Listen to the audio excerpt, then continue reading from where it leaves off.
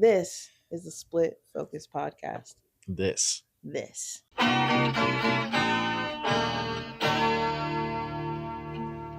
We're here now. And what we're doing is watching, breaking down, discussing, and doing a little critiquing of the Palme d'Or winners of the past. But they're not in order. Random number generator wheel is what got us to where we are today. That's right. Yeah. What's your name? My name? My name is cutie. Craig. My name's Hey, Craig. cutie, what's your name? Craig. Oh, my name's Briana. What's up? And Nice to meet you. Tell me a little bit about yourself. What are your biggest fears about having a podcast? And nobody will listen. Oh. Yeah. That's actually best case scenario, I think. But, whatever. So then what's your biggest fear? Somebody will listen. Sick thoughts of mine spilled out on audio format. Anyway. Yeah, what about you? What's your worst fear? That I won't cover something. Like I'll leave a stone unturned. And no one's perfect. I know, but I'm like, what if I forget something, which I have. So, Never known you to do that. I've never known you to do that. Forget something? I'm like, what are you talking about? What do you mean? I must have forgotten. So yeah, there's that. What's our movie this week? Oh man, this one's a doozy. Tell them what it is. It's The Tree of Life. Oh my god. Written and directed by Terrence Malick. Oh, Terry, as he seems to be called by his close companions and collaborators. People close call people. Oh, Terry's a cool guy. Terry. I think that's great. It's the same way that Same people like Robert De Niro, like me and Bobby. Yeah. Yeah. So this Bobby's a good guy. He is. Sorry. From what I know, I heard something recently about him, and I was like, "That's my Bobby." I don't even know the man. No, we'll bring up Bob. I'll bring up Bobby in a second, but Tree of Life.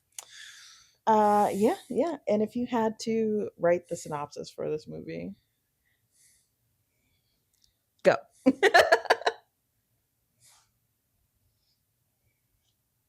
Aliens. No. Remember that meme? Oh shoot, we forgot to turn on the. It's in now. Yeah. Hold that thought.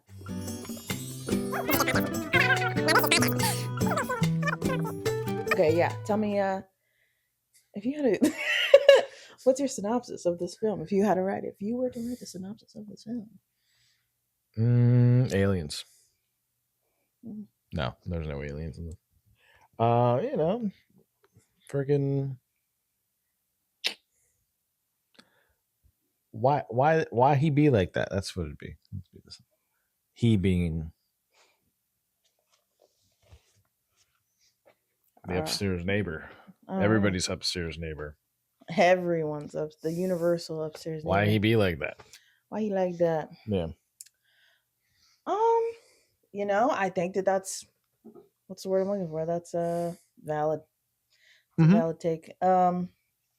True. Yeah.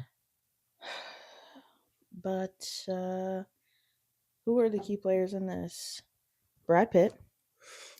I mean, acting wise. Yeah, like the on-screen key players, because there's a lot of key players in every film. Sure. Of course, yeah.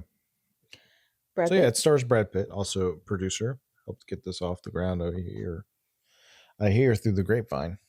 He is a producer on the film as well. Jessica Chastain. This is kind of a big break for her. She kind of it's a jumping off point for young Chastain. Slam dunk. I don't know what she was, but younger. Huh? I said young Chastain. I don't know how old she was, but she's you're looking older. great. She's older now. Still looking great. She seems to still be like, have things in the pipeline. She's still doing stuff. Yeah. Yeah. Sean Penn.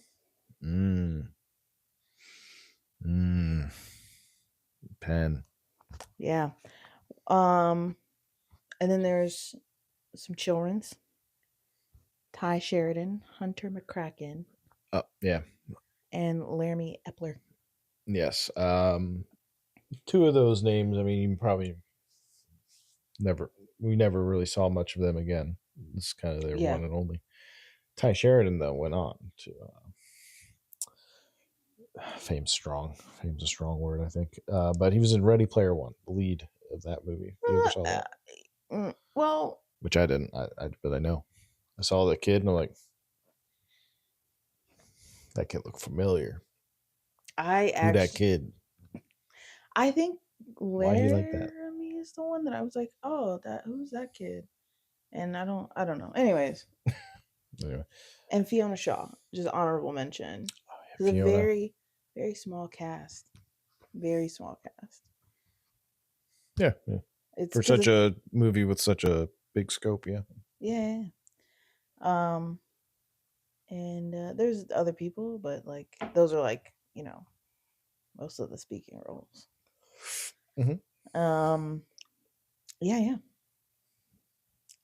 What about behind the camera? Any more key players we should talk about? That you care to talk about? No, you go. Okay. Take it away, babe. I was wondering if you did. I'm fine. I mean, so here's the thing. There are, I think I have in my notes some things about other people. Jack Fisk is part of the production. Designer extraordinaire. He's worked on many a film.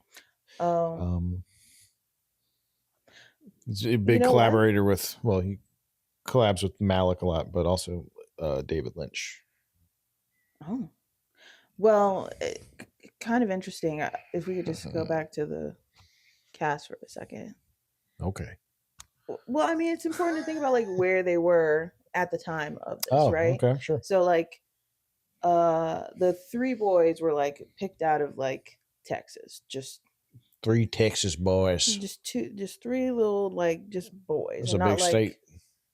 It's a lot of boys. It's not just like child actors, So I thought that was pretty cool. Mm-hmm.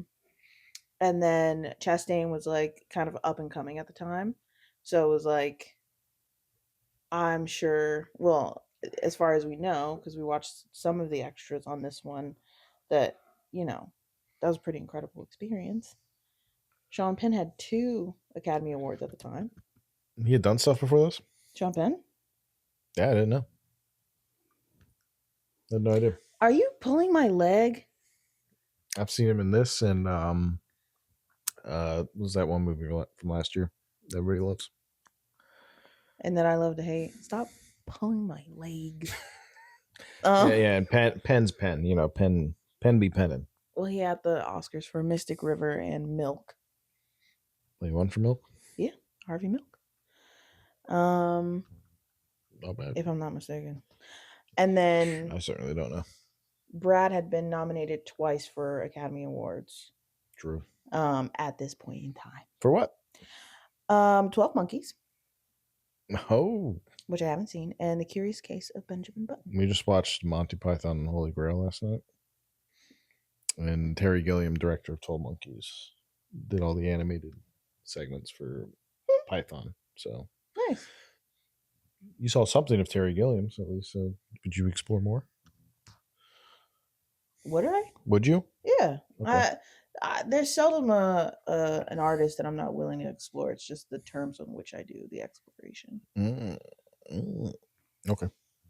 AKA whether or not I'm willing to spend money on it. Okay.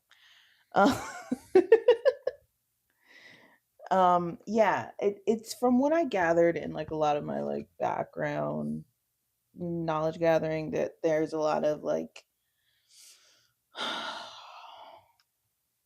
and it really has to do with the director. It really has to do with Terrence Malick. Like people really love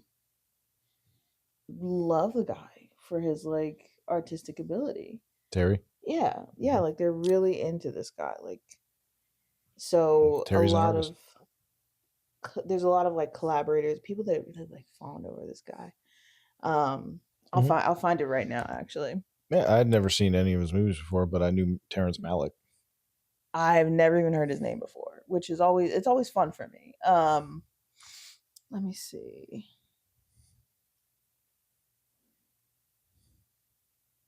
So Quentin Tarantino mentions. Oh no. Oh. No. Oh yeah, sorry. That doesn't make any sense. Tarantino said something that doesn't make sense. No, so Paul Thomas Anderson had said that he would. No, this is the wrong person. Who said this? It was a wrong person. I actually pulled that up in case you mentioned something else. So scratch all of that. What did Paul Thomas Anderson have to say? No. I love him, but he's a hack. No. No. But I will say that people usually compare Terrence Malick to like Stanley Kubrick. Yeah, like so people are pretty like they're they're rooting for the guy. Okay. Yeah. How do they compare him? They just put him on the same. More like Malick is like the next generation's Kubrick. Oh, which okay. I feel is fine because people really seem to love Stanley Kubrick. For a while, I mean, for a while he was working at the same clip as Kubrick, late period Kubrick at least. Yeah, but it seems to be that there is the biggest difference seems to be that they have different work ethics. Yeah, and methods. Definitely. And I think that I can appreciate that for Terrence Malick. Yeah, Malick's. From what I gather, he's definitely more like, especially on this movie, it seemed like more, I guess, more improv friendly, or just like kind of letting. Kubrick, you always hear he's very demanding and very exact. Yeah. Malick seems like kind of the opposite. He's trying to catch catch the magic moment, so to speak. Well, yeah, and I think that he also gets compared to David Lynch a lot. So, that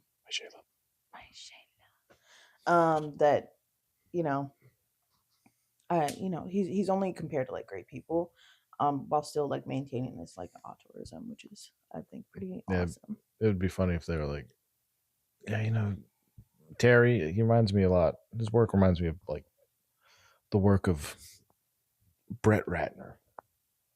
He's got a Ratner vibe. Ew. Rush Hour. I see Rush Hour 2 when I watch The Tree of Life. I see a lot of Rush Hour 2 in there. Specifically Rush Hour 2. Well, but anyway. And that's not for you. That's for, I was just thinking of a hack. Oh, okay. Known hack. I know, but he's such a hack that he's still hacking. It took the wind out of your joke. Did you know that he produced that atrocious Mike Tyson commercial? I don't know. Oh my god, I have to show you this commercial. I thought you were going to bring up the Melania doc because he directed that. That is I was talking about it with I guess he's a little too politicized now, I guess. Man, maybe you're right. Maybe I went too. I should have done Paul W.S. Anderson. I don't even know who that is. Paul Thomas Anderson's evil twin. You're getting cute with it. Mm-hmm. But yeah, he's often like Malick, who's not a hack by any means, according to me at this moment in time. Yeah. He's usually like talked about as like a visionary, and like he's just like got this unspoken bond with like his collaborators, whether they be like actors or sound design, set design, cameras. Mm-hmm. And I like that for him. He's got this what do they call it? Oh, here it is. He carries the industry-anointed, misunderstood genius, like Kubrick before him. Kubrick. That's a quote from some article I read. Oh. Okay. That's cool. And I was like, yeah, that kind of sums it up. He's a one-of-a-kind guy, that Terry. Terry Malick. So what do you want to tell me about the festival this year? Oh, What is the year? So yeah, this won the Palm in the good old year of 2011. Mm-hmm. 2011 in the city of Cannes, France.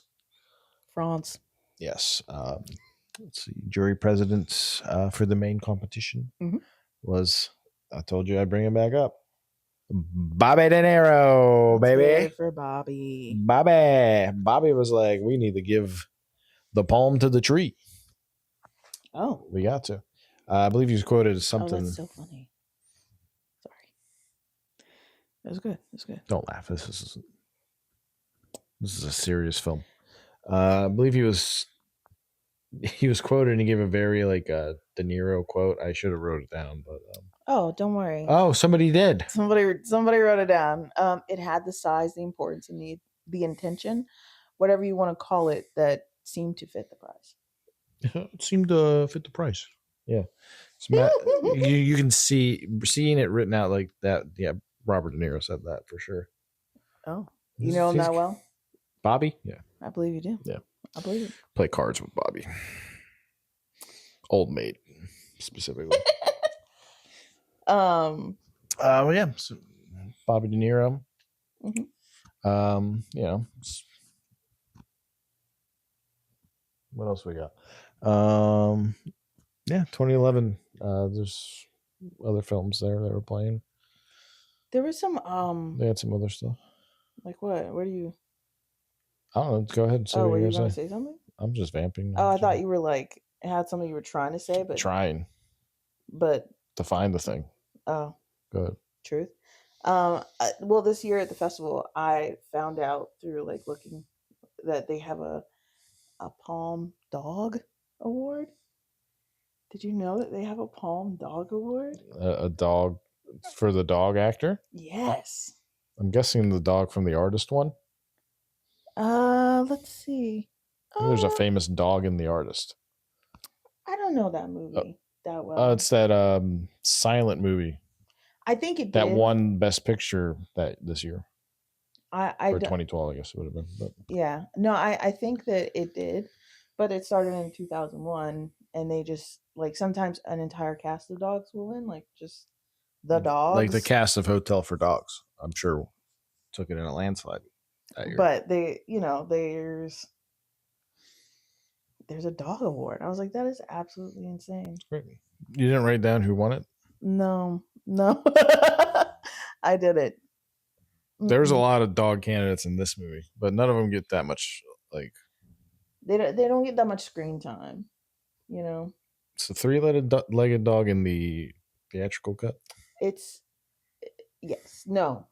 I think it's there, but it's explicitly mentioned in the extended cut. Yeah, okay, that didn't premiere account. So, to that end, we did watch the extended and the theatrical release. Yeah, we usually watch these movies twice. So, oh, great, 2 versions of watch. Well, you were like, I'll just watch the extended on my own. We don't have to do that. Well, look, what? Even Terry, close personal friend Terry, he has said, this is. I didn't make this extended They didn't make this extended version to be the better version. It's just another version. Yeah. So I was like, well, maybe I saw that. I'm like, maybe we should just watch the theatrical twice, and then maybe check this out later. But in the end of the day, it's fine. I'm glad we watched it. I'm glad we watched it. I think that you may have been right though, because it I think the first instance of something changed. I was like, wait, I don't remember that, and then I was like, oh wait, we're watching the extended version. Yeah. But this film premiered at Kenya. Yes. And something that I find really interesting about Mr. Malick is that he is shy. He's a recluse. Oh. He's reclusive. I've seen. Yeah. Yeah. He doesn't make. He doesn't do the press conference. He doesn't do the galas. He doesn't do the premiere itself? Question mark. I googled Terrence Malick, and I think usually there's like a couple pictures up front. I think the second picture, the first picture was him. Second picture was Natalie Portman. So that's how that's how reclusive this guy is. Yeah, I was like, the second image result for Terrence Malick when you Google him is Natalie Portman. So yeah, no, I was like, I like to try and get a feel for like directors through like interviews and stuff like that. He never really popped up in one. I don't know that it's not that he hasn't done them. He doesn't. I think I also read somewhere he specifically doesn't want to be in any like the special, like the material features. Yeah, that's why we watched that making of doc. He's nowhere to be found of that. You're right. Not even in like the shots from behind the scene. Yeah, he ain't there. He ain't there. Well, and I know people like that. So, and I should say I've met people like that.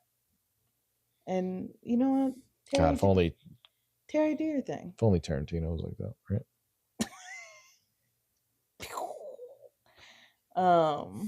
We'll cover him. Don't worry. That's so mean.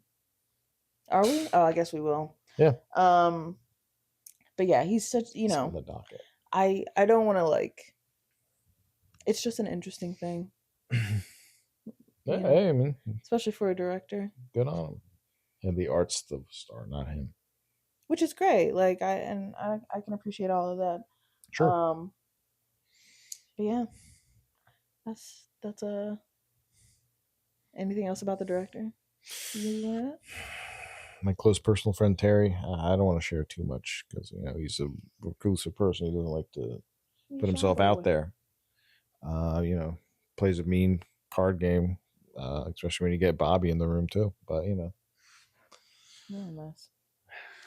That's what we call ourselves, the hot messes.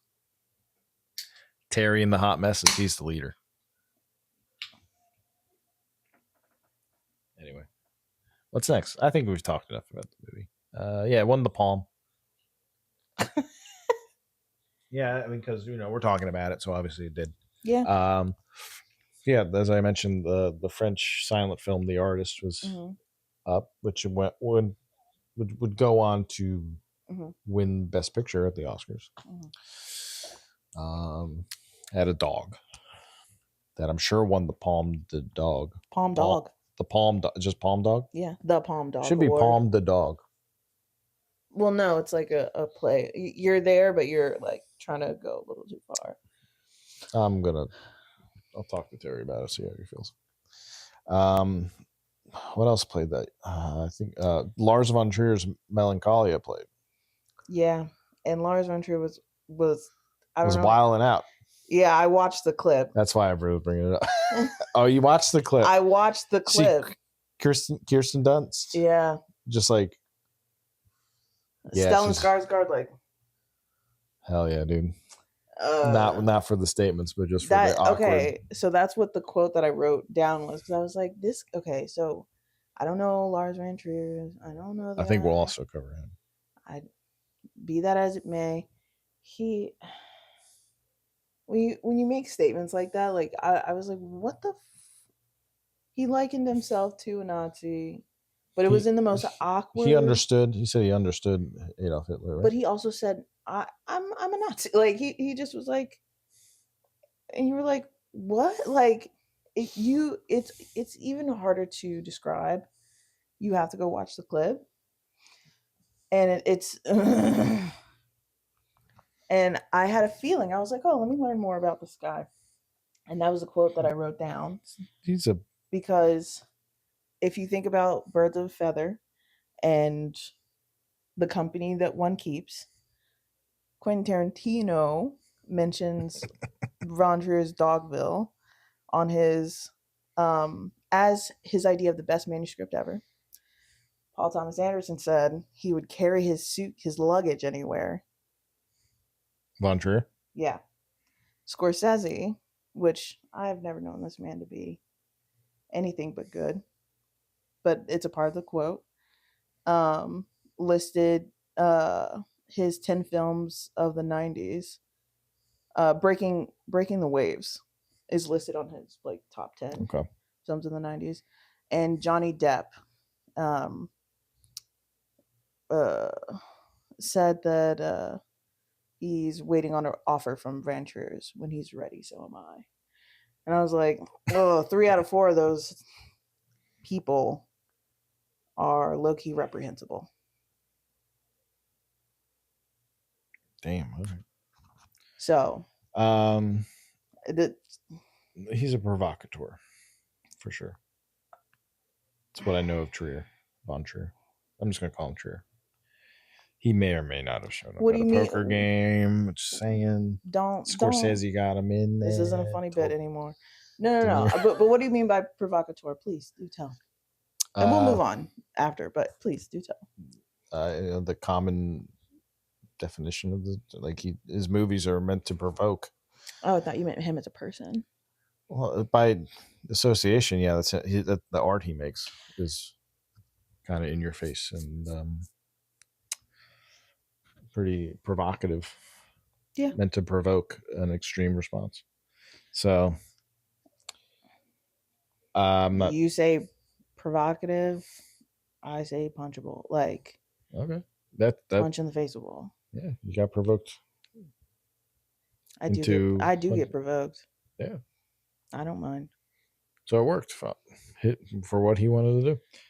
Yeah, had to bring that up because that's a big moment from this year's festival. Yeah, there were a couple other names in the jury. Like I want to say Uma Thurman and someone else that I would know. And you would know. American people. We are what we are. Quentin Tarantino. Numbers wise, like this movie did it cost $32 million to make. I think it grossed like 50 or so, 52. Probably got that Oscar 58. Bump. Probably got that Oscar bump, Pitt's in it. Oh, I'm like, what Oscar bump? It was nominated for some Oscars. Yeah. So there's that. That Oscar bump. I don't know if you need to be nominated or to win to get the bump. I don't know. I think it helps all of them.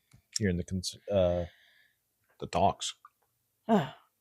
So, all that said, what was your expectation going in? So I have something to confess. I had tried to watch this movie before. Oh yeah. Mm-hmm. Yeah.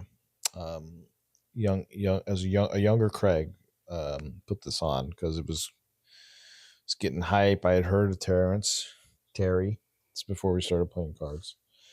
And before we kicked Von Trier out, he's barred from the game. He was also barred from Cannes for a bit.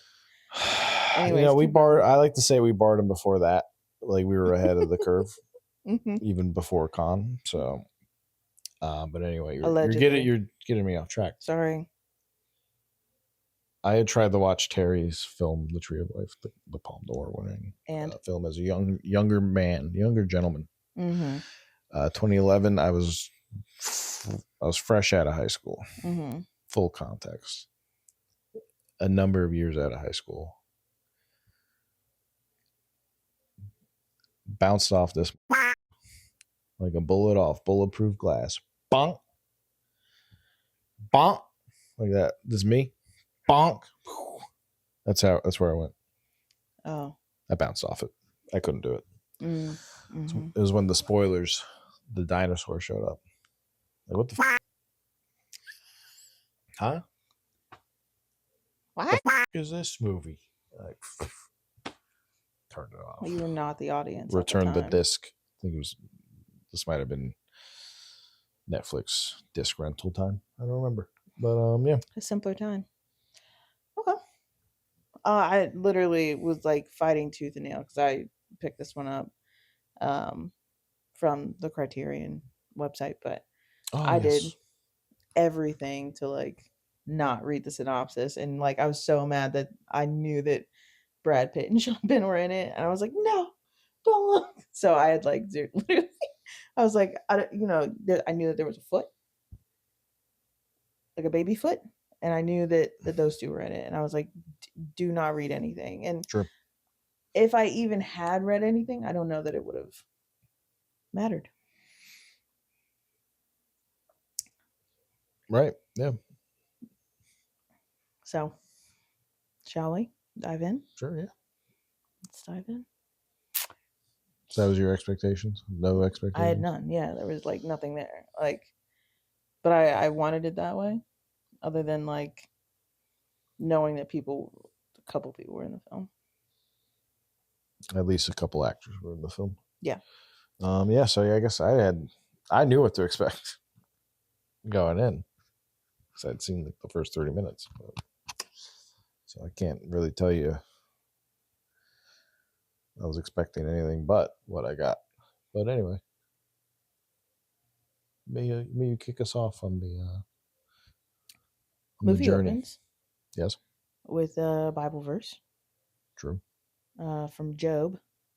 Good old Job. Chapter 38, verses 4 and 7. Yeah, we tried to get him in on the card game, but it turns out he's long dead. Who? Job. Sounds like a good aim. He's been through some tough stuff. But when it, so if somebody's gonna put something, especially in the beginning of a film, you're like, oh, what's this about? And I did some cursory like search, like internet search on Job, and spoke to my papa, who knows so much about the theology, but specifically the Christian faith. And I was like, so what's the story with Job? And it's about suffering. Right. Suffering, for suffering's sake, but suffering for like the will of God. Sure. Yeah. So it goes from that to like we're getting into like some of the imagery, and I think that something's gonna be born. True. Right? I was like, oh, I don't know what's happening, but something's gonna be born. And then it just gets like it's montagey. Like the entire film is a montage, if you ask me. And we get introduced to like it's hard to kind of talk about this film, if you ask me, in ways that we've done it before, because it doesn't like beat out like a normal film. You know what I mean? It's not. It's not conventionally plotted. Great, right? Or Great. It's up to you to determine. But what we do get is a woman speaking to us, and she's talking about how the nuns taught them that you could either live with go through life with grace or like the way of nature. Mm-hmm. And kind of describes to us what moving through life with grace is and what moving through life as nature is like. Yeah. What do you feel about that? Yeah, you're like, oh, true. Spit. All right. You're like, where are we going with this? Yeah. At that point, I was like, all right, let's go. Yeah. I mean, I wasn't. Anyway, yeah, it does that. Well, you're skipping over. Oh yeah. So it's not conventionally plotted, but there is like a through line you can follow in this movie. Just might be a little disorienting at first because it is like in like it's almost like the film is it's almost like in like it's just like it's like a guy remembering his life. It's like it's very like yeah. So you come in and out of like the present moment, and it reads as specifically as a memory. So sometimes there's audio, sometimes there isn't. Sometimes it's like a vision of something, with either our narrator, our true narrator, or like what I'm assuming his memory of like his mother is speaking about. Right. Has taught him. So yeah, it starts with Chastain. Well, it starts with the like the light and the all those wispies. The wispy guy. Mm-hmm. Spirit fingers. Sorry. Yeah. And then we cut to Chastain. This house. Mailman comes, delivers a letter. She reads it. Devastated. I know, but there is Model. a montage before that. Is there? As she's describing nature and grace. That's before? Yeah. Okay. See? Where I'm like, oh, this must be her growing up. Because it's like a girl on a farm. Oh yeah, that's right. Yeah. And you're like, where are we? It's coming back to me. Just walking around. I was like, stop it. It's my pen.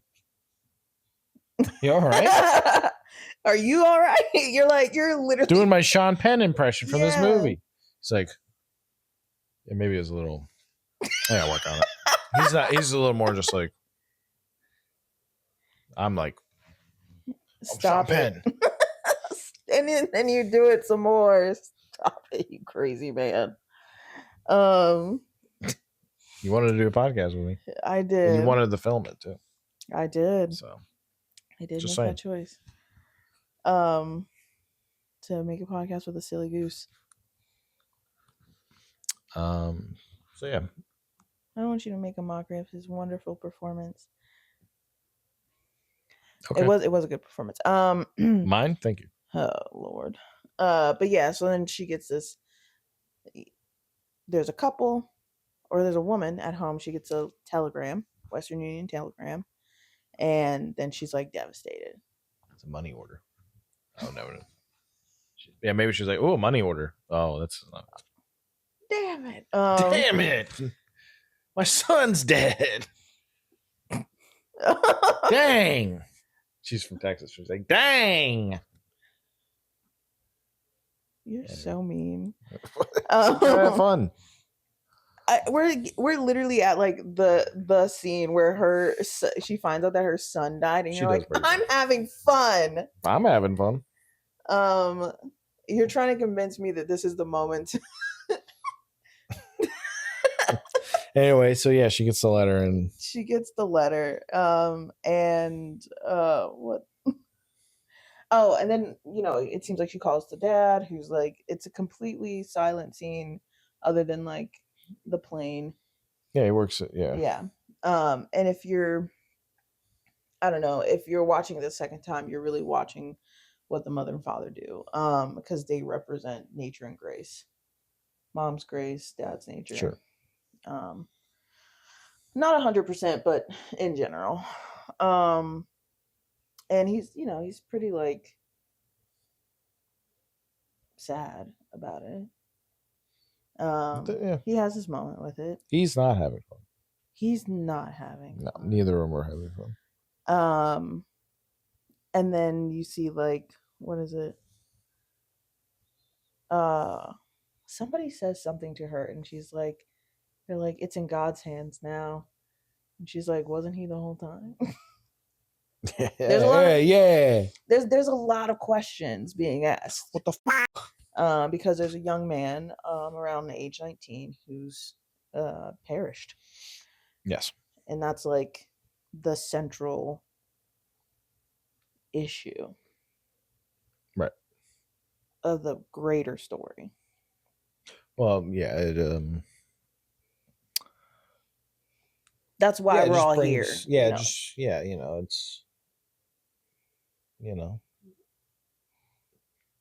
it's suffering, which is what this movie is about.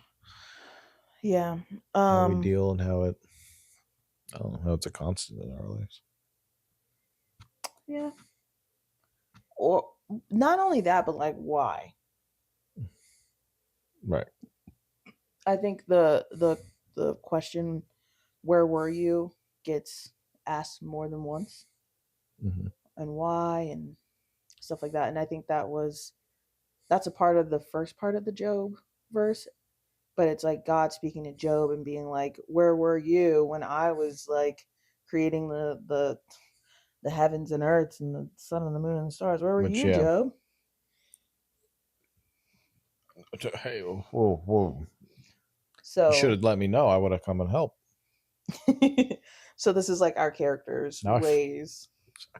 It's okay. Now I feel like a mooch. Sorry. This is our characters' ways of being Job, essentially, and asking their own questions. Right. So, what do we cut to after they get the news and they're sad around? That they're in mourning, and the mom's like really taking it hard, and true. Dad chimes in at some point, like one of the neighbors is there, and he's like, "Go on now. We're fine. We're fine." Brad Pitt, we're fine. So, side note on Brett, now's the time to have fun. Now that because Pitt's on screen. Now that we're over the initial like reveal of the son dying, Jesus. It's a movie.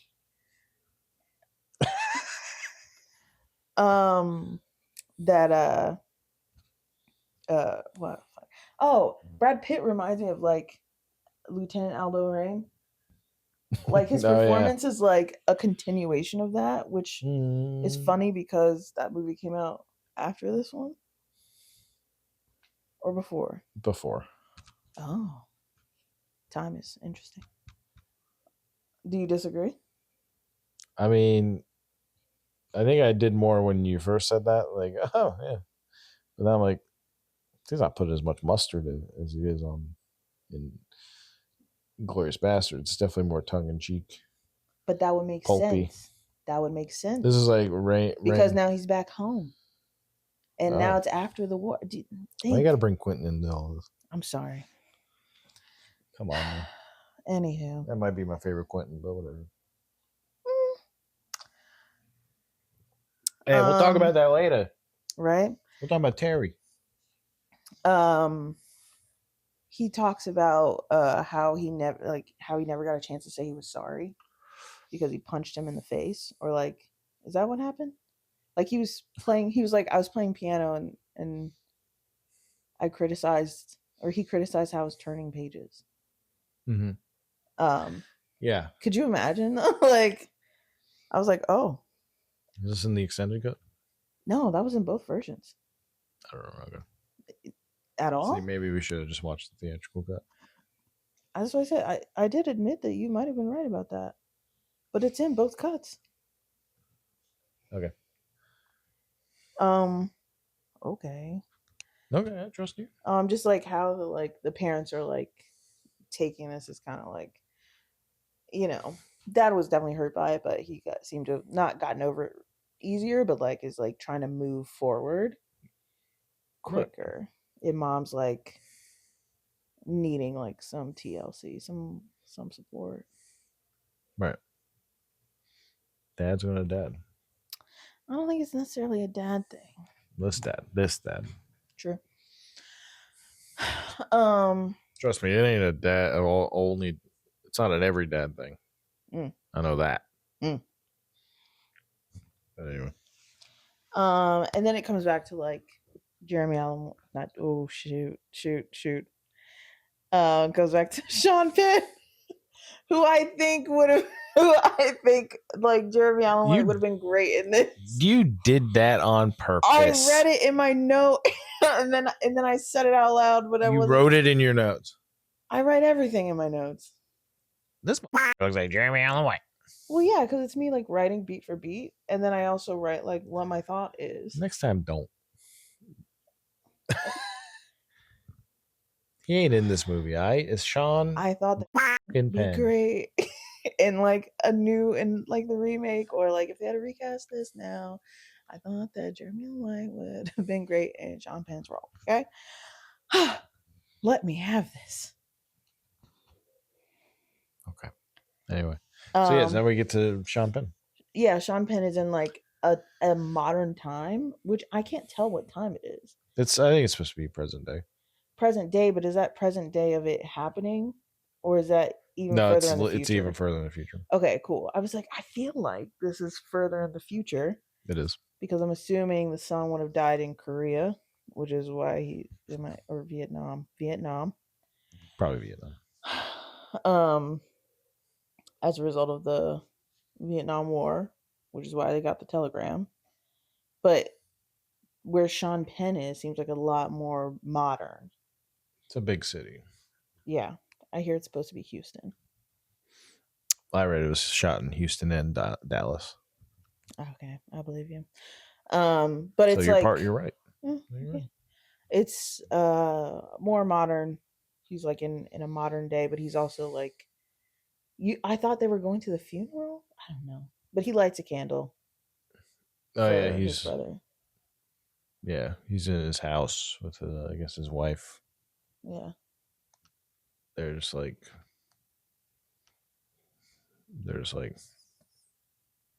bumps on a log. well, they're kind of like stoic, like moving around one another, right? but not like there. There's no there. Yeah.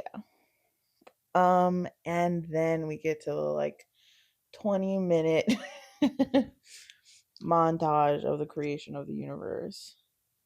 Well, yeah. So it goes through more of like Penn. This is like work life. He's not satisfied with it. He's just not satisfied with life. Yeah.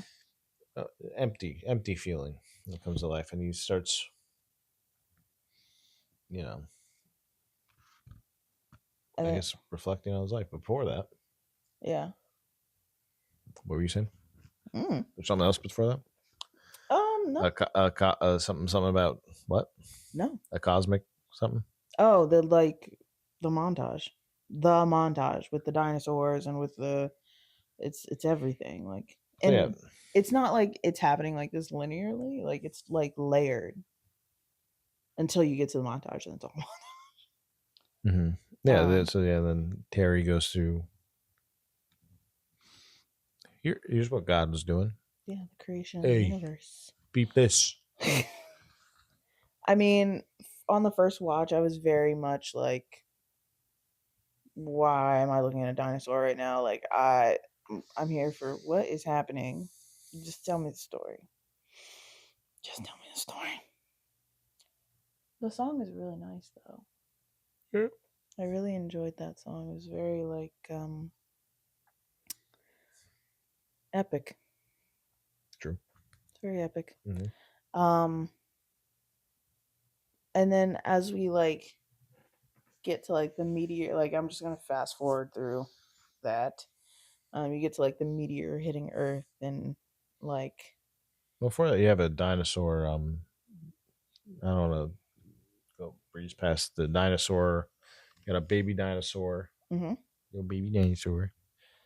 Chilling by a creek. It's not chilling, but keep going. It's not. It's like, oh, okay. I was like, that's it's injured or something. Not relaxing. It's just taking it in. And then a bigger guy comes over. He's like, oh. You sees this little boy dying near the creek, and puts his foot over it with him. He's like with him. That's I don't know. He's using his nature. He's overtaking the poor and the weak, but he doesn't go through with it. Yeah, he messes him a little, and then he off. Yeah. Foreshadowing. Maybe. Yeah, I'm trying to think of like. There's so much that happened. Like, there's a lot. Oh but my god! That's probably the most. What's the word I'm looking for? Easily interpretable like moment. You know what I mean? There was blood in the water, sharks. And then you see like the fetal heartbeat and that gross looking thing.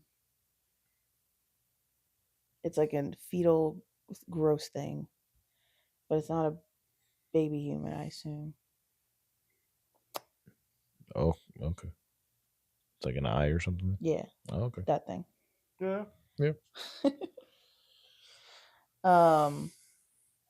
And we get to the family and mom and dad, and she's pregnant, and we're still in the montage, but you can tell that it's starting to like ease up. Yeah. I really did like the imagery of like the house underwater with the kid in it, and like he swims out, and then like that's the baby. It's a baby. That's the baby. I thought that was champagne. And then that baby is like the baby. It's Jack. It's Jack. Champagne's character's name is Jack. It's Jack, and Jack is the baby. And they, they plant a tree and everything's happy with the family. Like, right, yeah, we see him grow from infant to toddler. In a toddlerhood, he like gets a brother, baby brother. Oh, you forgot he has 2 alligators. There is the tree. Okay, the tree. There's a tree there with like Brad Pitt's like holding the baby, and they're in the tree. Remember that. But yeah, new baby enters the chat. Jack's not cool with it per se. Yeah. And then there's another baby. Yeah, and we're in childhood. Speed runs the other baby. Yeah. And we're off. We're like in it with the family. And they're boys, yeah. Now we're boys. And our story like slows down a bit. And it's kind of cute, like when it does, because it's like them playing, like horse playing. One of them done that on a shirt, and they're like running from their mom to like not come inside at night. And if you've ever had like that experience, like that's kind of fun. True. Relatable. I don't know. Mm-hmm. Goofing off as a kid. And but they do come inside, and it's dinner time, and they have to like say the prayer. Right. I don't know. This is, I guess this is when we start seeing Pitt's father figure here. His he's a little bit of a stern character. Guess, you know. Okay. No, he's like a stern, strict parent. He's the stern, strict parent. Well, yeah, because he's like, pass me the butter, and he's like, pass me the butter, sure. And they're like, sir. Yes. You call me sir. Yeah. And he's like asking about like, what'd you do after school? Like, you didn't do the thing that I asked you to do. And he's like, I'm sorry. Right, yeah. Interrupts mom to talk about some composer.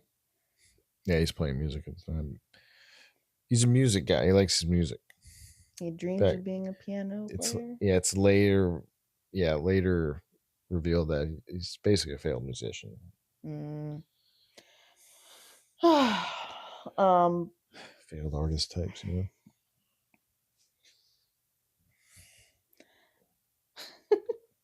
know. And he's like, he goes, the kids are going to bed, or at least Jack's going to bed, and he's like, bring my lighter, and he's like, give me a hug. And it's like so like stilted, this like this kid, the kid is like obligated to do it, right? He's like, all right, here you go, like whatever. Yeah, he asks, you love your father, right? And got like, yes, sir. Yeah. Like, okay. Like, yeah, over. Let's see where this is I going. believe that. That's an Oscar-winning performance there, son. But the mirror to that is like, it's bedtime, and mom's reading a bedtime story, and Jack is like, who do you love most? Yeah, they're all buddy with mommy. It's She's like, I love you all the same. Love you all the same. So I'm trying not to like give away my position on this movie as a whole. But I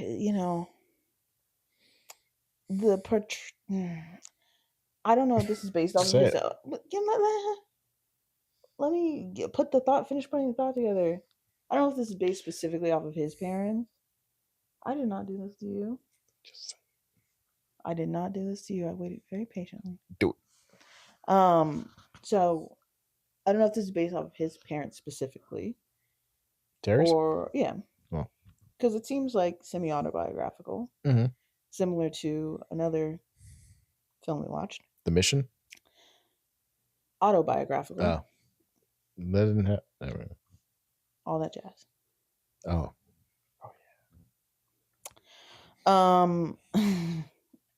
But yeah, I just wasn't fond of like the mother's position. At the same time, like the mother's character, the position. Ugh. At the same time, there is like this thing that happens in like children as they like grow, that like they will like pull away from one parent and like the other one more. Like it's just a thing. Mm-hmm. And I think it's like for boys, it's like, you know, they're not into their dad and they're into their mom, I think, and it's like the other way around with girls, I think. Well, yeah, I mean, you know, It's like a psychology thing. I'm not a psychologist. Well, you know, if you sign up for Freud's, then yeah, that would make sense. Truth. But there is something to be said for like, I don't know if you know the concept of like a boy mom.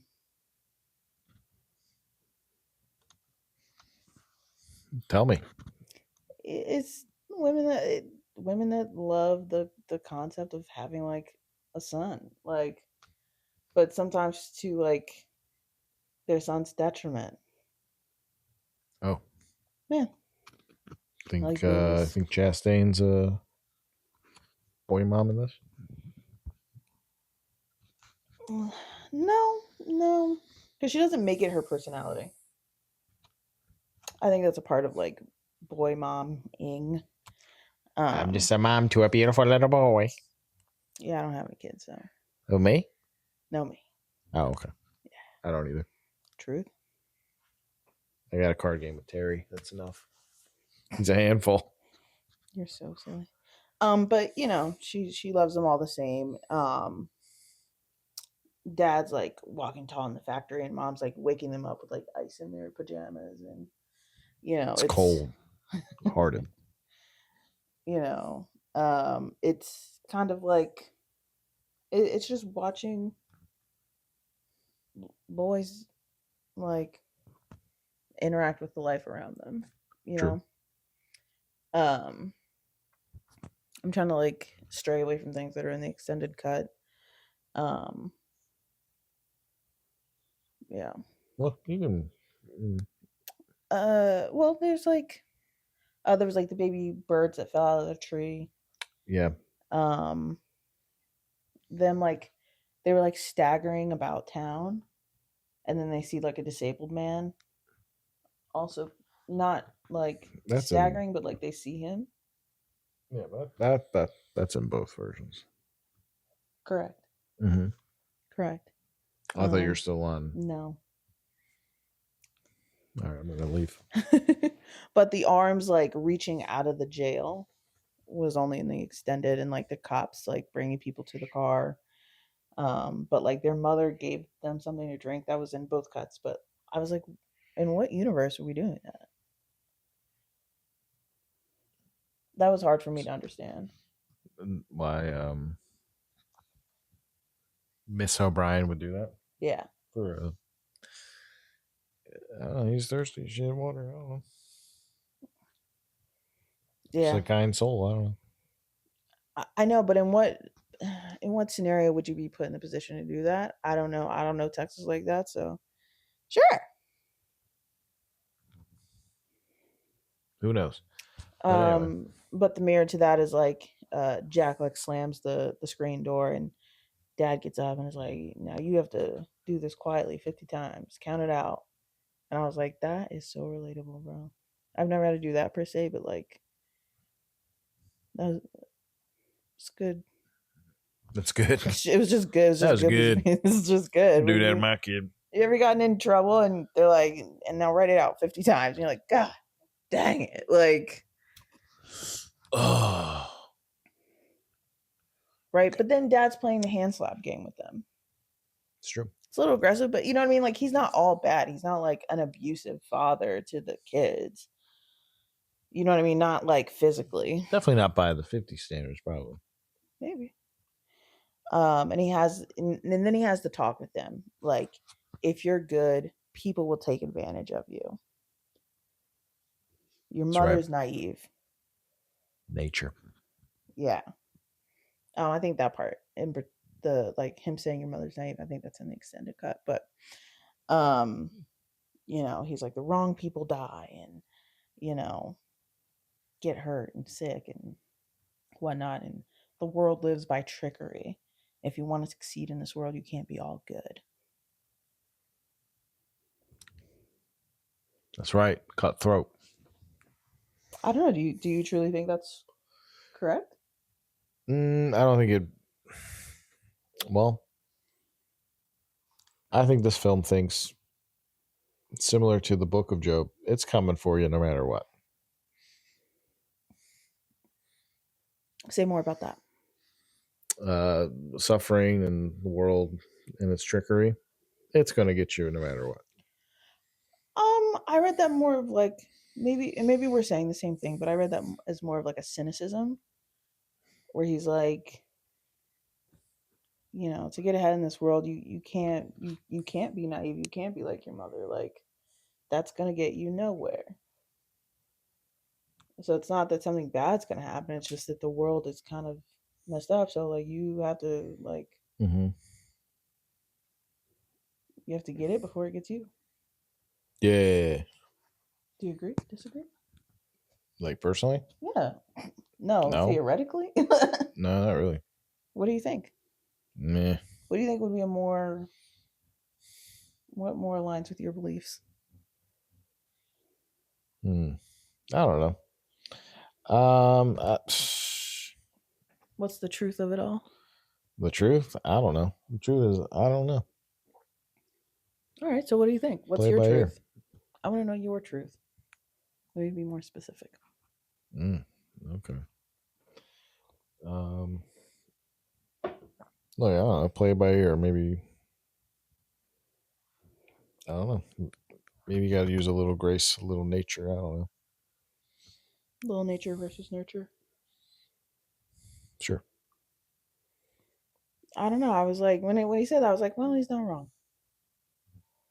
If you're talking about the world around you, like, let's be like, if we're not being naive about it, be so for real. Like, just looking at the state of the country, the state of the world, like, and I'm not saying that it's the right thing to do, but seldom are people getting in these positions of power by being good or with the What do you best mean? intentions. What do you mean? Are you being serious? Yeah, dude. What do you mean? Look at our president. I was like, you're hard to read. You know what I mean? Good. That's a strength. I'm not saying that you and I and everyone around us needs to be bad. I think that just to like have the awareness, and maybe that's where like the grace comes in. Like just being aware. Oh, I said sure. maybe. You're a real Brad Pitt. I'll Brad your pit. Sick puppy. Then they have lunch with black people, or they go to the black side of town to like have lunch, and it's so funny to like watch. And for reference, like there's black hands in like the beginning montage when um she's like mourning. Mm-hmm. Like there's a black person holding her hands at some point, and I was like, oh, interesting. But then they also go to like this black side of town to like have lunch. It seems like, Well, pick up some barbecue at least. yeah. And the way that like the boys are like or that Jack is experiencing this is like funny to me. There's also another black person because I count them. Uh, there's also another black person in present day with Jack in the extended cut, definitely, where it's a disabled person and they have their hand out to him as if to, I'm assuming, ask for money. Mm-hmm. So kind of just like, I don't know why he included that. Maybe it's just a Texas thing. You know, like, yeah. Look, it's Texas. What can I say? Well, at least the lunch scene, because they don't really say much. Mm-hmm. Well, I mean, Not much happens there. look, I mean, yeah. Also, this is like one of the few times black people show up at all. Yeah. In the movie. So, and he also looks pretty like, I guess, uncomfortable. He's like kind of just like, At this like barbecue thing. yeah, he's just kind of like He's just there. walking around, not really looking at anybody. Well, I think he's like observing, but not like, staring people It down. looked a little like He's not like gawking. he's like almost avoiding. Mm. That's what I got. I got Probably that he because was kind of he like, was just like not used to it. well, yeah, it was kind of like, what is this? Where am I? But not like in a very obvious way where you look dumb. Like, you know what I mean? Like, because I don't think they knew them specifically. You know what I mean? Right. Um, I don't know. It was just something that I was like, I'm gonna unpack that later. And then Dad's teaching them how to fight. It's true. Which was like, I feel like I've witnessed my dad try to teach my brothers how to fight. You Mm-hmm. know, were you taught how to fight? You think Craig Senior taught me how to fight? Maybe. I don't No. know. Do you think Craig Senior can fight himself? I don't know. Maybe it'd be the ones that Maybe he that does. you. Yeah, Maybe if you he's did. so protective of his styles. Like, I can't even teach my son this. He might kill Well, that's what somebody. I'm saying. Like, you sometimes you're like, it's the ones that are like the most unsuspecting that can like just. These right here, son, are weapons, loaded weapons. If I taught you what these weapons could do, Thank you. I can't even imagine the bloodshed. Anyway, But that's tough, and he just continues to like make an ass out of himself, like throwing the napkins on the kids and drinking out of the hot sauce bottle. And I think the hot sauce bottles. I think that's in the that's the extended that's version. extended. Yeah. Drinks the Tabasco. But he's like very rude to the kids. And Mom says nothing. Nothing. And this is like, to me, it's hard because you're like, on the one hand, like, you parent as a unit. I'm assuming. I don't have any kids. Right? But also, you need to have boundaries as a parent. Mm-hmm. And I think that the more that I thought about it, I was like, well, if she represents Grace because she's very fun and more level-headed than Dad, and she's sensitive, and all those good things. If that's the case, then like there's all these. It seems like those are all the good things about Grace. Mm-hmm. So if there was a bad thing about Grace, it's this. It's the like being a bystander and just letting this like happen. Well, yeah. So I think, so I think Mom and Dad both represent to Jack these ideas of nature and grace. Correct. Maybe like in the picture as a whole, do they 1-to-1 represent these all the time? No, I don't think. Yeah, I think it's important to say that like the entire movie is from the perspective of Jack. It's not like Right. That's who they are. But in this instance in particular, because I believe there's two dinner scenes where they're like where he has this like disgusting kind of like interactions with the kids and discussing, and that he's like really rude. But she doesn't say anything. She doesn't do anything. Mm-hmm. She's there. Right. Silent. Bystander. True. That is all. That's all I have to say about that. I'm just saying, if there was something bad, it would be that you just stood there. Right. And that actually tracks even more because he later on, like, Jack's like, my dad's a hypocrite, and like he doesn't, he be praying for his downfall. But he never thinks any of this about his mom. Right. Who was silent, like, just saying. But she was there for him later on. Boo. Boo this woman. Boo. And now middle kid. Does he ever get a name?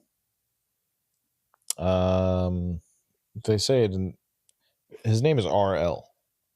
Like Stein. Oh. Yes, I believe. Yeah, because he's the middle kid. He is the child who dies. Yeah. But Jack sees him like playing guitar, and he observes this. Yeah, his dad plays piano. Yeah. And there's like a scene him playing piano, and R.L. Stein is playing along with him with the guitar from a distance, though. And Jack's outside. It's like shot from inside. It's a good shot. It's shot from inside. Pitt's playing. R.L. Stein, Goosebumps himself, is on the. Whoa, hey! Sorry, you're gonna get us demonetized. And R.L. Stein is playing guitar on the porch, and then you see Jack just like it was. It's not like that. But he's sulking around. He's like that's a good one. He's circling the perimeter. He seems to be very observant, and I think that that's like reminiscent of like just the style of the movies, that he's like re-evaluating his memories from this very specific period in time. Right. Hand puppets with dad. Like I do love that that there's enough peppered into for the good moments. And I think that even most people that even have some of the worst memories of their parents, that there is at least something good. I would like to think. In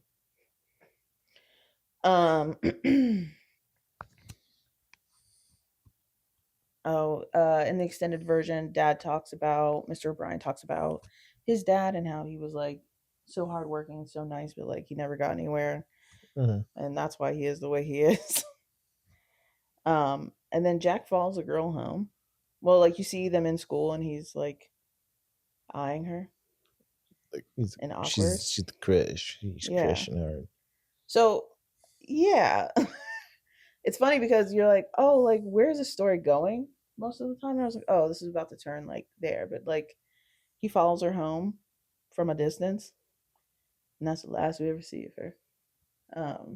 Mentioned in the story. The three-legged dog and the preacher asking who you are. And then this is like the pool scene comes up shortly after that. Yeah. Where a boy named Tyler dies. And I think that this is like the first time that they have suffering visit their neighborhood. You know what I mean? Like, it's not your house per se, but it's around. And they go to the funeral, and wicked crazy, like, shot of like what is to be represented of like Tyler in the ground. Eerie, spectacular. Yeah. Yeah, it's like, yeah, I don't know. It's like yeah, it's just like it like goes into the dirt, lowers down, and you see Tyler's. It's a cross section. Yes, it's a cross section. You see Tyler just like in the ground. Review bra would be like, damn, nah, that's a cross section. Why do you try to bring levity to these? We're just going to be on YouTube. Brutal moments. It's gonna be on YouTube. It's Review just Bra funny. might see this. You're just funny. That's all. Then they start to wonder about like their parents dying. Well, not their parents, just mom. I'm pretty sure they only think about mom. You're gonna die too, Bob? Yeah, but you're so young. You're not even that old. Dad, though, old as shit. Tyler wasn't that old. He's long gone. He's not long for this world. That dad. Tell you what. You don't remember thinking about like your parents dying for the first time? Yeah, I remember when I had a dream about my mom dying, and I woke up sobbing. And I went know. into Is her room. it the worst? You said what? I woke up sobbing, and I went into her room, and it was Brian. You were like, "Don't die, Right? Don't do it." Yeah, I mean, it's like a crazy feeling as like a kid.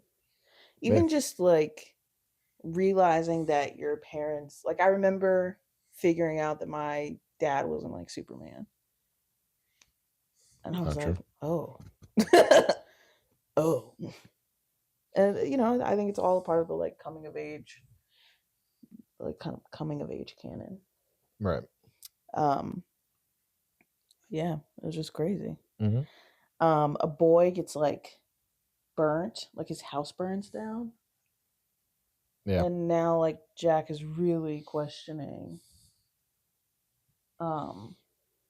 suffering because he's witnessing it like around him, but not necessarily in his own life yet.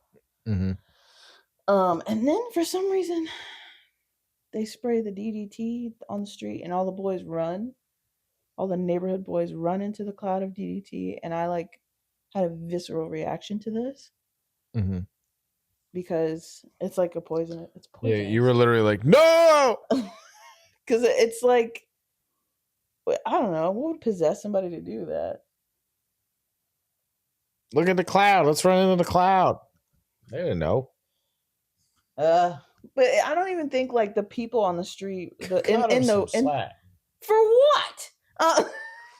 It was the 50s. DDT was good for you then. No, I was like, okay, Craig, I need to tell you that DDT, if I'm not mistaken, is this like very toxic chemical, and like they got rid of it, like they banned it at a certain point, and they barreled it up and dropped it in the Pacific Ocean, and there it just sits. Like, I'm going scuba diving to get that stuff. But like, just, and that's what I know of DDT. So to watch them just like spray it on these youths, I was like, oh my god. Terry said he went down to the ocean floor and got some for the scene. But like, the people on the truck weren't like, stop, like, go away. Oh, you definitely ain't getting mosquitoes on you. Yeah. You guys are good. That's why they were like, we don't want mosquitoes on us. Ugh, yuck. And I'm like, I'm half inclined to agree, but I live in the future, so I know. So you just get some like raid. Or no, off. Raid is. Don't put raid on yourself. You sooner put DDT on yourself.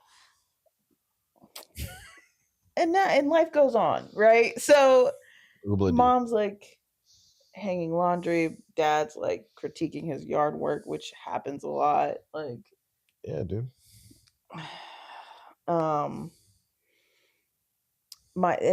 So we had this when it comes to the extended cut versus the theatrical cut. Mm-hmm.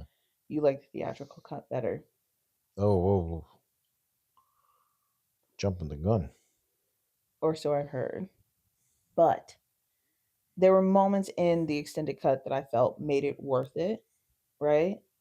And for me, it comes when Mr. O'Brien says that he's always going in on the kids. He's always trying to like make them better. He's always trying to, and it's impossible. His standards are impossible. But he says to them, and I think just to Jack, he's like, you don't say I can't. You can't say I can't. You say I'm having trouble, but I'm not done yet. And I was like, oh my God, like everybody needs that advice. Everybody needs to see this movie. Required viewing. Just that scene. Oh, okay. Just kidding. The entire movie, but we'll get into that. Yes. What next? What happened next? He's in court. I don't really know. Well, because he's talking about he talks to them about like his patents and how he's gonna make money and how he needs to how you need to hustle and like Tries to start his own business.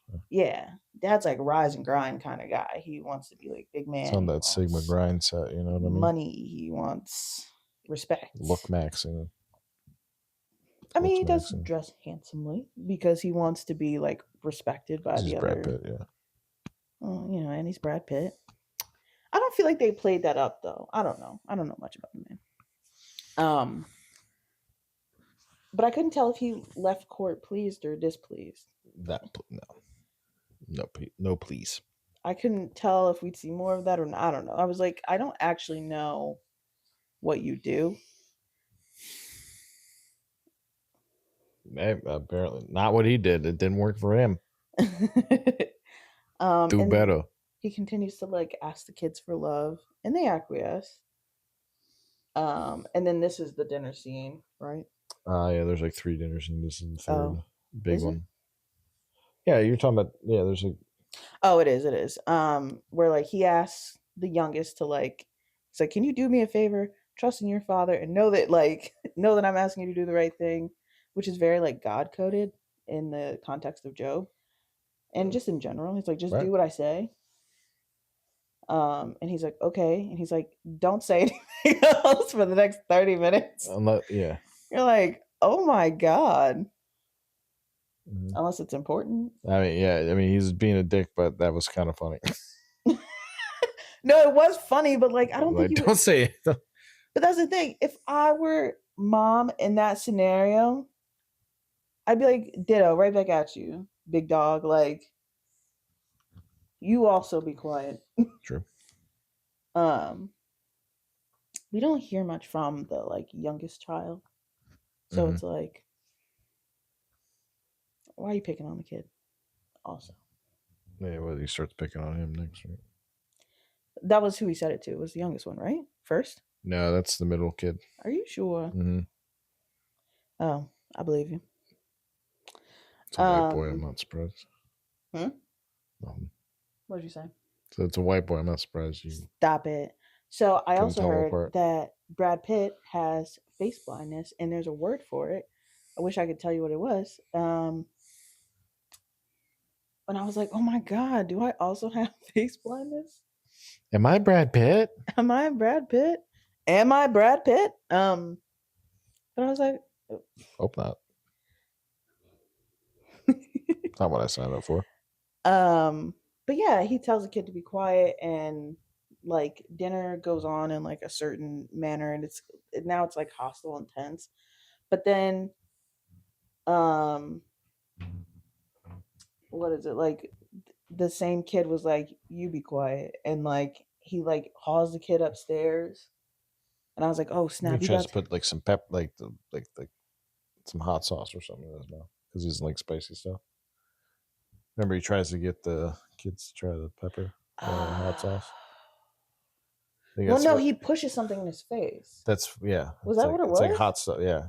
Oh, which was like wholly disrespectful, right? And I was like, Mom, that's where you like step in, because that's not like punishment fit for a child. Well, Jack steps in. He's like tries to get him off him, but he does. Our hero. He sends him to the other room. He puts him in a closet and then takes the other kid upstairs. Closet's a room. Sure. But I say all this, and at the same time, I'm like, never does he, except for in the beginning where he's like, I punched him in the face, never does he spank these children. And that's his failing as a parent, you said. I should have spanked them. I did not say that. Do you want to spank our children? No. He's a keeper. I got other people to spank. We're cutting that. But yeah, so, but I was like, okay. And then they go and they're like, Mom's like frustrated. She's upset. She's crying. And like, trying to like gather the dishes. Dad's like, you turn these kids against me. Yeah. They do everything you say. You turn my kids against me. And then they like have a scuffle. She tries to do. Oh yeah, she tries to return the favor. So, how do you like it? Yeah, see, Jessica, you did a wonderful job, girl. Mm-hmm. You. No, you did amazing.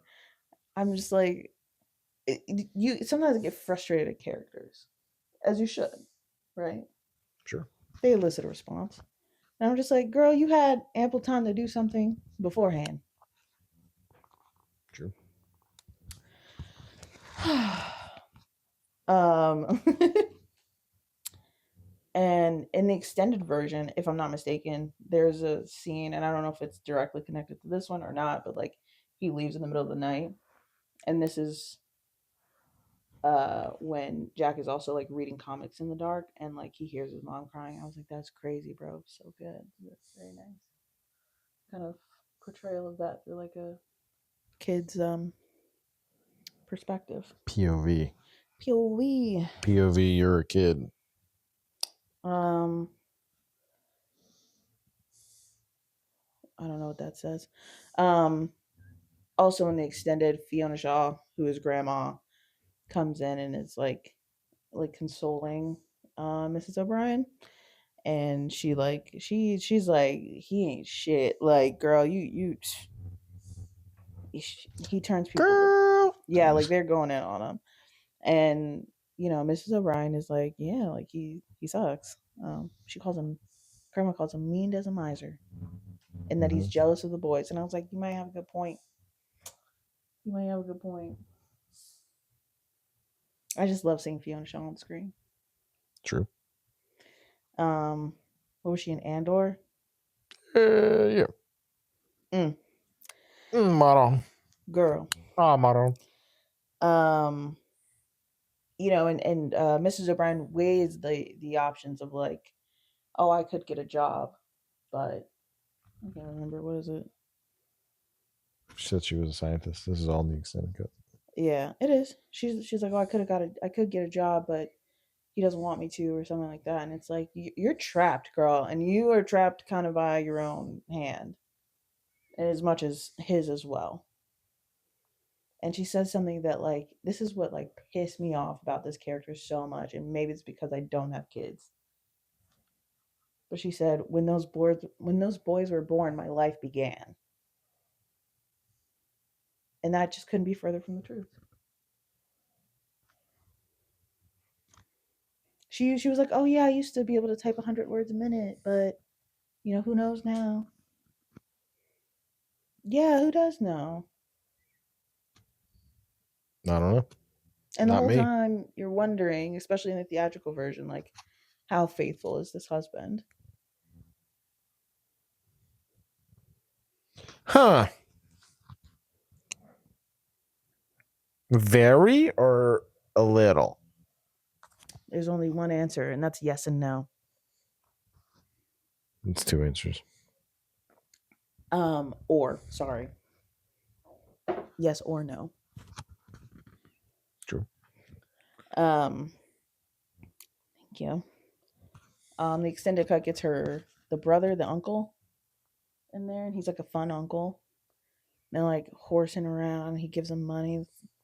We all have that extended family member who comes, and it's like super fun. Yeah. But then he confronts Dad on the porch. Yeah, and Dad's jelly at him too. My kids like you. Damn it. Go over here and lift a rock over your head. Yeah, and think you can take my kids. What are you talking about, dude? Yeah, I'm like, you suck, Brad Pitt. Sorry, dude. If you're jealous, just say that. Dang, Brad. But I don't think that he's bad Pitt. That would require him to have some grace, right? To say I was wrong. Right. He doesn't have that quite yet. Yeah. And of course, Jack witnesses this. And I mean, I think that this is also like key to the film and how you interpret this film. is being like somebody's eldest child and witnessing this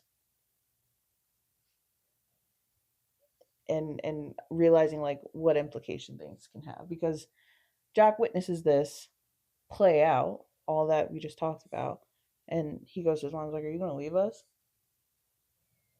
And she's like, "No, we gave you that idea." He was like, "Nothing."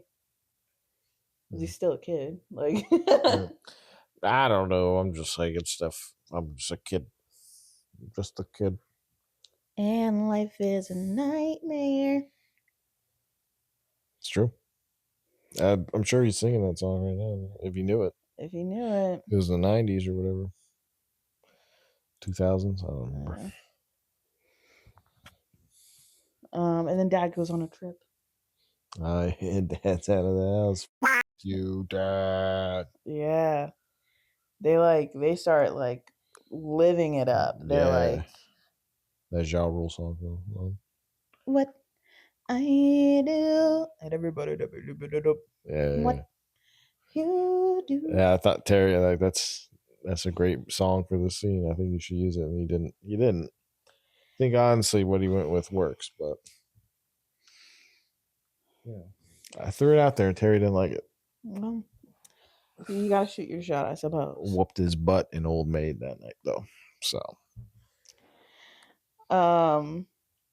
my favorite part about that is that Jack like it's like, don't slam the screen door, which I like didn't even realize that's what he said the first time around. yeah, dude. And they were like torturing their mother with lizards and you know, no, she's having fun though. Oh yeah, like in jest. Yeah, they didn't like tie her down and like put a lizard in her face. Yeah, but they did chase her with it. What a twist! So, the extended cut has like the hurricane scene, and I was like, yeah, I could have done without that. Yeah, the extended's like, it's what I heard from Malick about Malick is he shoots a lot, and really the movie really truly comes together in the edit. From what I gather, like he shoots a lot of stuff. Like, apparently, the initial cut for this movie was like 8 hours. No way. For the Tree of Life. That's crazy. They whittled it down to like 2.25. Yeah, okay. It wasn't that long. 1:39. It's like 2:20. True. 2 hour 20 minutes. True. So like, you know, people shoot a lot of stuff like, oh, I'm in a lot of this movie. And then they see the fun. And like, you know, like a lot of their stuff got cut. Like Fiona Shaw, I'm sure it was shot a lot more than what we see in like the theatrical cut, definitely. So, and Chastain even brings it up in that interview that's on the Criterion Blu-ray. It's like you never know what you're getting with a Terrence Malick film, you know, how much you'll be in it. But she was like, so yeah, there's precedent for that. Yeah. Where was I going with this? I lost it.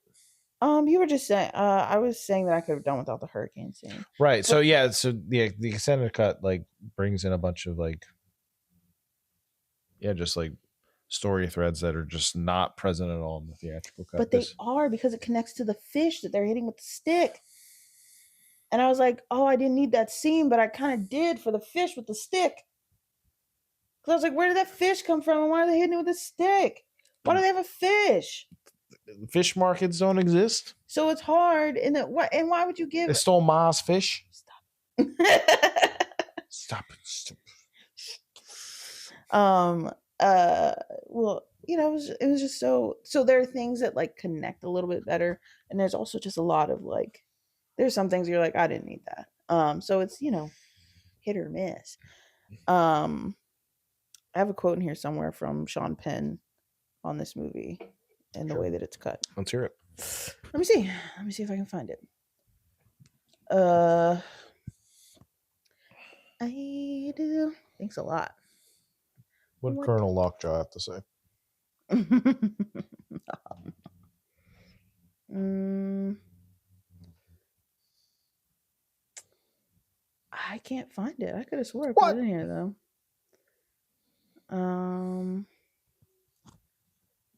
Yeah, no, I can't find it. Sorry. Okay, well, Sorry, thanks for wasting Boo. our time. That was for humor. That was for humor. Don't hurt me later. I would never.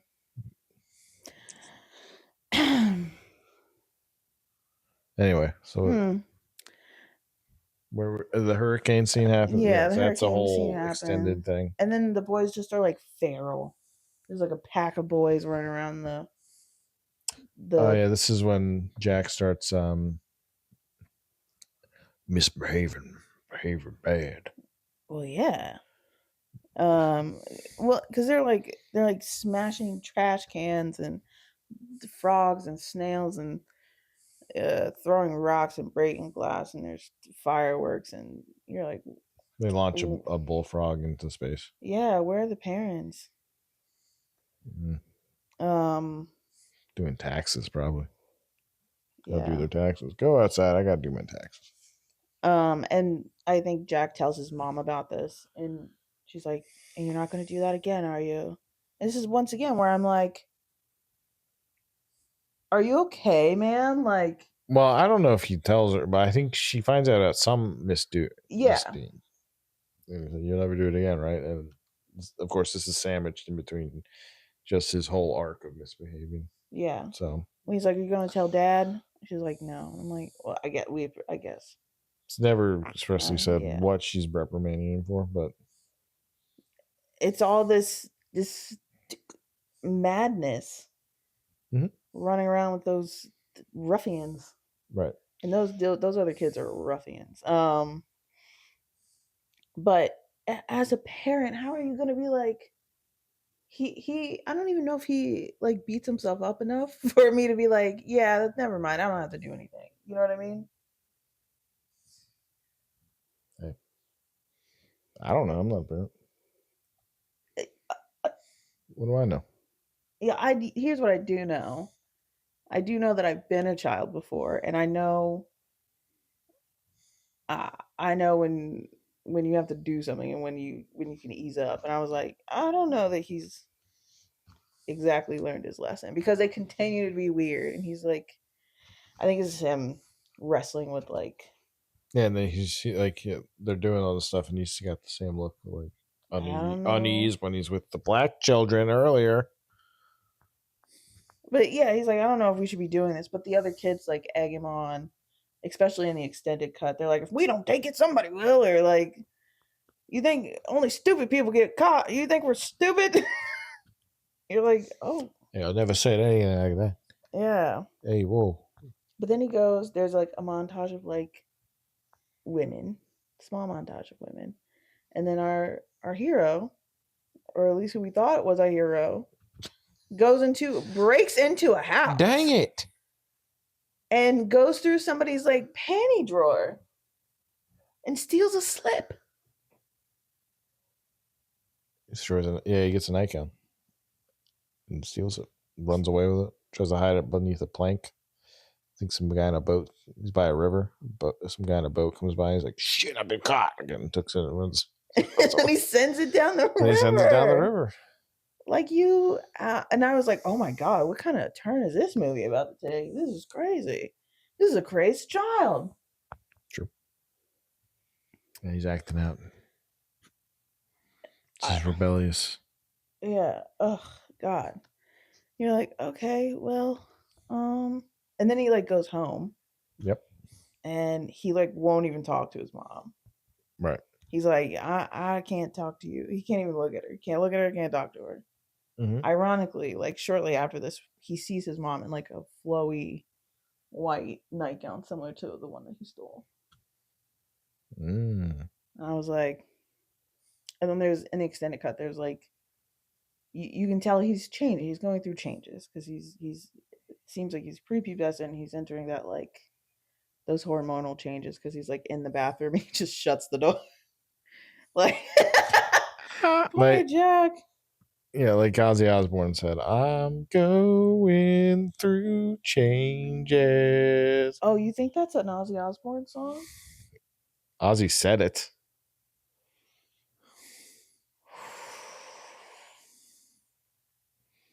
I've got work to do, ladies and gentlemen. It's a Black Sabbath song. I've got work to do, ladies and gentlemen. Oh my god. He did cover the song at some point. That's nice, sweetie. And now he's like also what? Was that you being me or you telling me that's nice, sweetie? It's for the audience to figure out. Oh, I'll watch this back. All right. I will get my lick back. Anyway, what were you saying? Someone send help for him. What were you saying? Yeah, I wanted to see that movie. Well, I was saying that he's been like provoking like his own brothers. Yes. This is where he's like, fight me. Or like he's like running with his brother, and he's like, you suck. I don't know. But they're just like tries to make his brother stick a metal rod in like a lamp. Well, he's like, I trust you. That's so sweet. It's the sweet one that paints and plays guitar. Yeah, and the one who dies. Artiste, of course. He gets in a fight in school. That's in the extended cut. He's like, there's a spelling test happening, and he's like, he's like losing his mind. He's like scribbling on the paper. Right. And I was like, that was the moment that I was like, I wonder if Craig relates to this. Do you think I scribbled on my paper all the time? No. I think that you've described things as homework. And like homework is homework. And like you lose interest in things that have that like feel. So I was like, I wonder if this is like relatable. Yeah, maybe a little bit. I don't know. I didn't latch on to that moment. That's what you mean? No, not in particular. Did I look at that moment and be like, I feel you? I feel you, Jack. I also don't want to take the spelling test. Shit. Spelling tests are for squares. And his teachers talk to mom because dad's away. Right. And they're like, he's goofing off and he can do better. And he seems afraid because he's afraid to make mistakes. He's afraid he'll get it wrong and like lacks confidence, things like that. Sure. And this is all, this is all cut from the theatrical versions. Yeah. But he's like disruptive. And then Jack chimes in at some point and he's like, I always do stupid things. I want to be little again. Hell yeah. Don't we all? And I think this is where he really starts to like. That's where I relate. What did I tell you, folks? What did I tell you? Yay, don't be a kid again. Well, it was when he said, I always do stupid things. And I was like, hell yeah. Arf?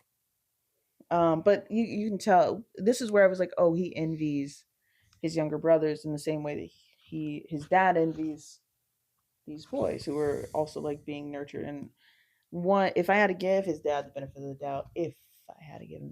the doubt, he wished that his dad would do to him what he's doing to these boys.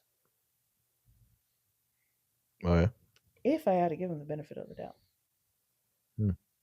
I see. But you don't have to. I don't. No, I think that he's awful. He's bad. Yeah. Bad Pit. Mm-hmm. Bad Pit.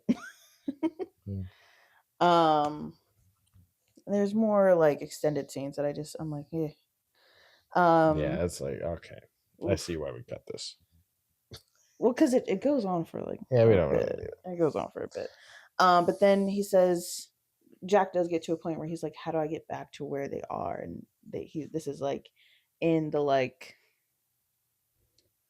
this also has to do with them like playing and like enjoying.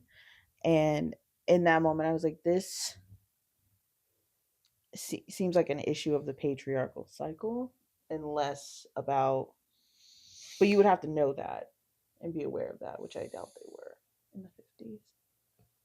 in this household. True. This household where the dad made the mom stay at home wife, trad wife. Trad wife. Yeah, I don't think that. Am I ever gonna get to be a trad wife? No, we got to destroy the patriarchy. Now, never happened. Now it's convenient. But now Dad comes home, and they seem happy enough that he's home. He's been away long. I was like, all right, bring the old back. Let's go. But it's not long before they're like, before Dad's like on his tirade again. Like, and he brings them gifts that kind of seem random. Right. But sure. No, it's just more stuff like it's very dad coded. He brings back a towel with Chinese writing on it because he went to China. He brought back his flight ticket. See, this is the airline your daddy flew. Thank you for that. This is the airline I flew. Like, that's some dad ass shit. It's like my dad. See, this is the ticket. I flew Southwest, and I actually saved $50 off the ticket price. See right there, it says it right there. I wrote it. Leave my friend. I wrote $50. I wrote $50 off because that's how much I saved. It didn't say it on the ticket, but I wrote it on there, so I knew, and everybody else knew who sold the ticket. Just some dad coded shit. Like, yeah. What else did he bring? Plate? No, not the plates. It was towels. It was some money, which Jack put in a fan, and I was like, "Are you kidding me?" Was that just extended? Yeah, but I was like, "What the hell?" He's rebelling. But I think he was doing it in the way that kids do, like the most random shit. This money. Like, he was like, I wonder what would happen if I put this in there. The money, the patriarchy, it all. That's what he was saying. Oh. Mm-hmm. What was he saying? He's rebelling. So, yeah, and then Dad's just, he in the extended cut, there's this whole like diatribe about like, you honor me by what you do. And I was like, this is a lot. You're intense, bro. I'm trying to impart wisdom on you, son. No, really, he was. They're kids. Back off, Jack off. Yeah. They look at like, he takes the kids on an excursion to like look at like a building for something. I don't know. What does he do? I think he was trying to find a building for his business. What is his business? Like an office space. He makes doodads, doohickeys. Oh. Invention. He's trying to get patents. What do I know? But he was flirting with that waitress, and I felt like Jack did not appreciate that. Right. And this is where he asked God why he was born. I was like, no, it's cold. Yeah. This guy, why was he even born? That's what I'm saying. He was preying on his downfall. He was like, no. That's right. Well, it was after Mr. O'Brien and Jack have this like, he's like, you will call me father. You don't call me dad. And it was like, relax. Like, he didn't call you Dingleberry. Mm-hmm. Is this before or after he's like, he's brooding on like the tree? Jack is. He's brooding. And then he gets on the swing on the top of the rope. And he tries to swing off, but he doesn't, and he just walks past his dad and he yells, "She loves me more than you." Oh, I think that was just before, because when so I was kind of like pit there. I was like, when they have this interaction, there is like, Jack also says to him like, you can kick me out whenever you want. I know you want to kill me. It's your house. Yeah. You're like, whoa. I'm from Texas. Don't make fun. That's funny. Don't make the kid's fun. Great. The kid's great. He is great. Hunter McCracken. That's his name. But never did anything else.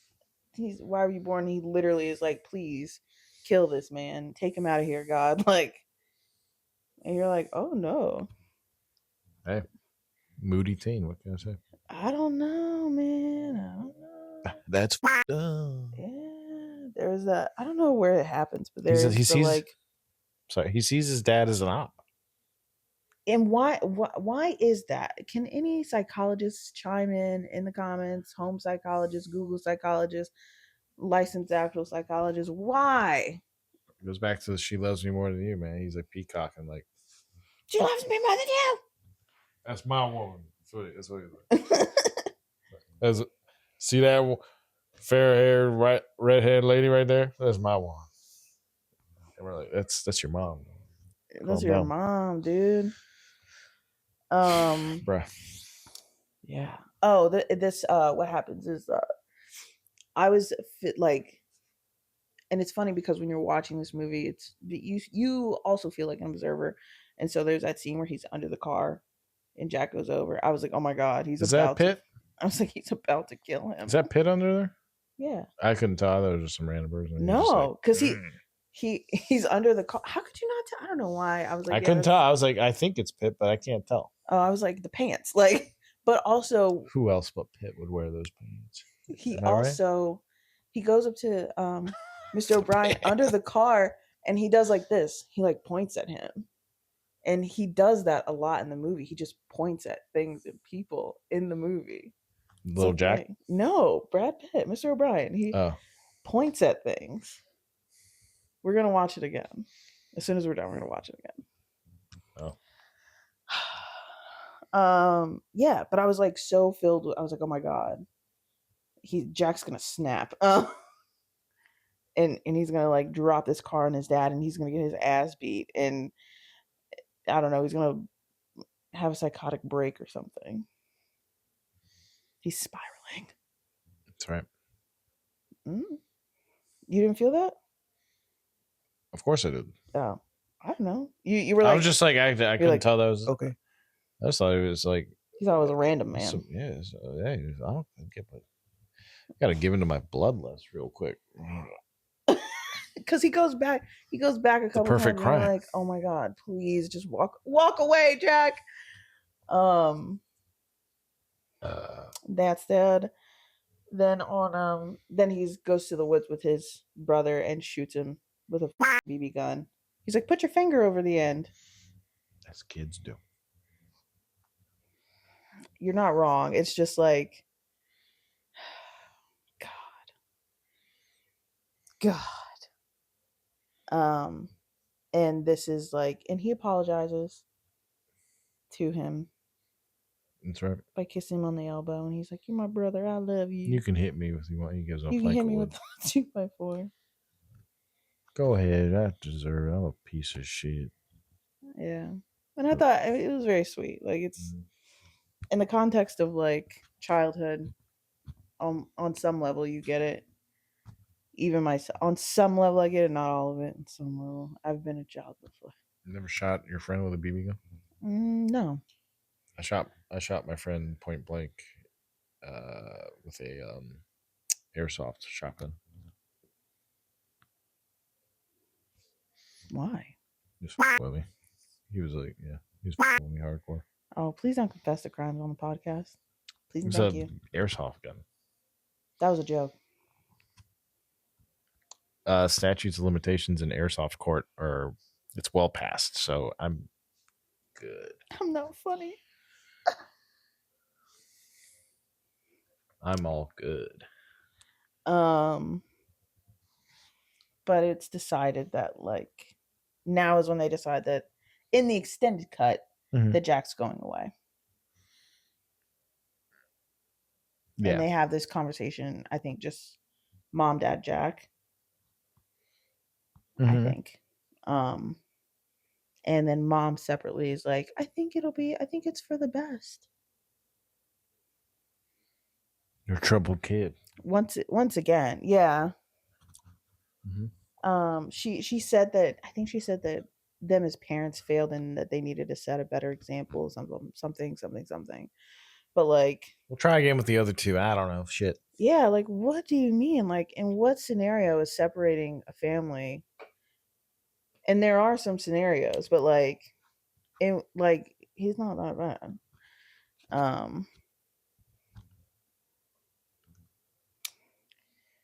But what happens next? Do you remember?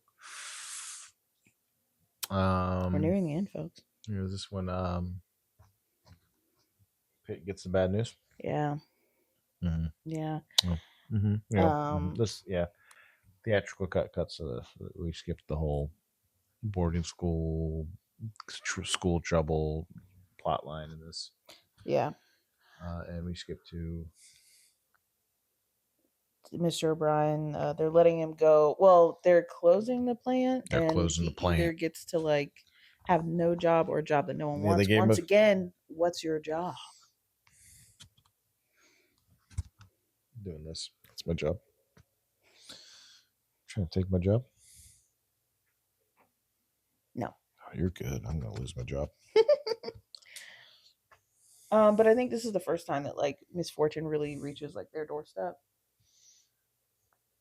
One, sending Jack away, and two, like the parents or them having to like figure out what to do with the family. Yeah. What does this say?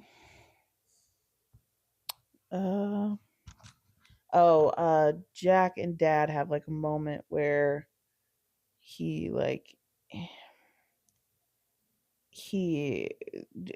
Dad confesses that he's like not great.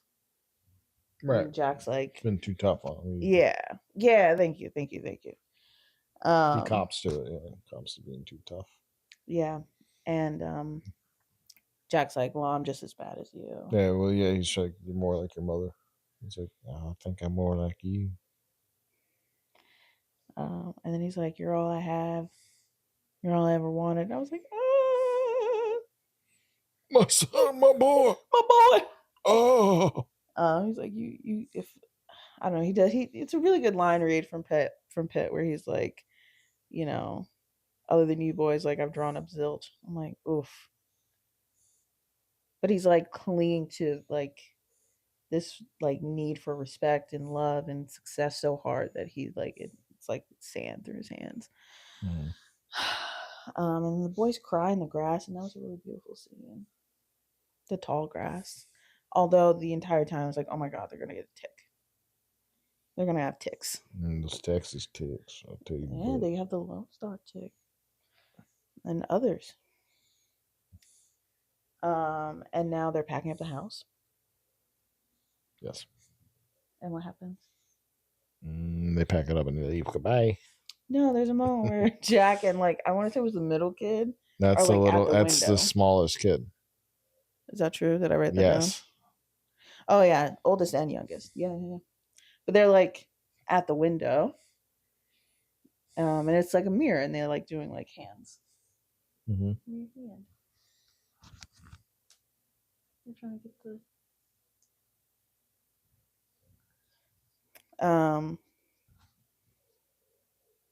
you know what I mean? Like, do you know what I'm getting at? What do you mean? Like, Jack is on the outside of the house, mm-hmm. which is kind of like the future, and like the kid is on the inside of the house, and that's like his childhood, and him being the youngest. You're like, in a way, it's like he's saying goodbye to it. Yeah. You know what I mean? In my mind, at least, like that's what the purpose that would serve. Okay. Sure. Yeah. Didn't think of it that way. Oh. Bye. And then the house is empty. Oh, but the middle kid, he's planting stuff in the backyard by the tree. Mm-hmm. That's right. Just things. I couldn't really tell what they were. Like shells, seashells and stuff. Very cute. You know, some weed. You pick it up later. And then his little bowl piece. That is glassware. A child. Chill out. Be funnier. Boo. No. Can't give him the good stuff for free. Oh, you can. But he like looks back at the tree.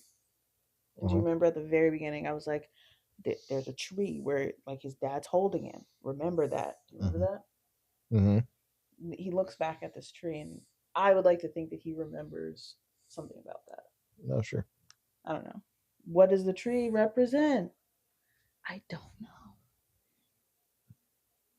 You know what? Something's telling me life. It symbolizes life. Okay. I don't know what it is, though. Mm. What next? We are Now we're wrapping it up, and mom's giving the final monologue. Not maybe not the final, but like the final big monologue, and it sums up to like, if you don't love, like life will pass you by. And then we're kind of back to adult Sean, not Sean Penn, but adult Jack, Sean Penn. adult Sean Penn. Back to Sean Penn in the office, and like you've seen him in this chair before, so I was wondering, like, have you just been sitting there pondering life? One can only assume. Sure. Um, like it was all a memory. And then, and then, And then, shit, he goes through the doorway. did you read my note? Did you read your note? Did you? No. Oh, okay. I can't really read it too well here. Okay. I was like, wonder if you could see. He goes through the doorway. Yeah. There's a vision. Yeah, of like following his younger self. And like a woman or a lady. A woman, a lady. I want to say his younger brother pops up, maybe. I don't know. No, it's not till. Hey, whoa, jumping the gun. But But yeah. he walks through a door. Mm-hmm. What does the door represent? The door. What could it be? I thought to myself, I was like, I don't really have any lingering questions on this. Like, but I think that there's so many different interpretations that one could take. Mm-hmm. I would like to watch this again, like take a gummy and like watch the movie. Just let it wash over me. Yeah. There's a lot to interpret. Mm-hmm. And he goes to the beach. And on the beach there's like everybody that we've kind of seen and is important in his life from that time period, as they were in that time period, including his brother, mother, father. Yes. And then there's more montage of like things and stuff. Mm-hmm. Oh yeah, Of things and stuff. The burnt kid was the kid that got burnt was there. The bad kids, the hooligan kids are there. Oh yeah, yeah. I hated those kids so much. I was like, yuck. Well, they're back. Um, and it seems like there's like ethereal montagey stuff, and then it seems like and I don't know if this is just in the extended or in both, but it seems like he says goodbye to his brother with his mother at a door, and the brother like is like playing outside, but it's not like the front yard of their home. It's like a desert salt flats. Salt flats. Yes, you're right. And then his go ahead. The voiceover, like you can have. I give them to you. That's the mother saying it. Yeah, but it also comes because it's all like montagey and like beautiful and musical, orchestral, if I'm not mistaken, ambient, and it's like the mom with like these other women that I couldn't identify, and she's like, I give him to you, and she's doing this a lot. Mm-hmm. Over and over again, and I was like, this is weirding me out. I give him to you. Okay. Yeah. And there's a bridge at some point. That's the final shot. Yeah. It's a bridge. Yeah. And then the credits bridge come. To the other side. Yeah. Roll credits. Written and directed by Terry. Well, actually, the final shots, the wispy like. Wispy. And the universe continues and nature continues. It does.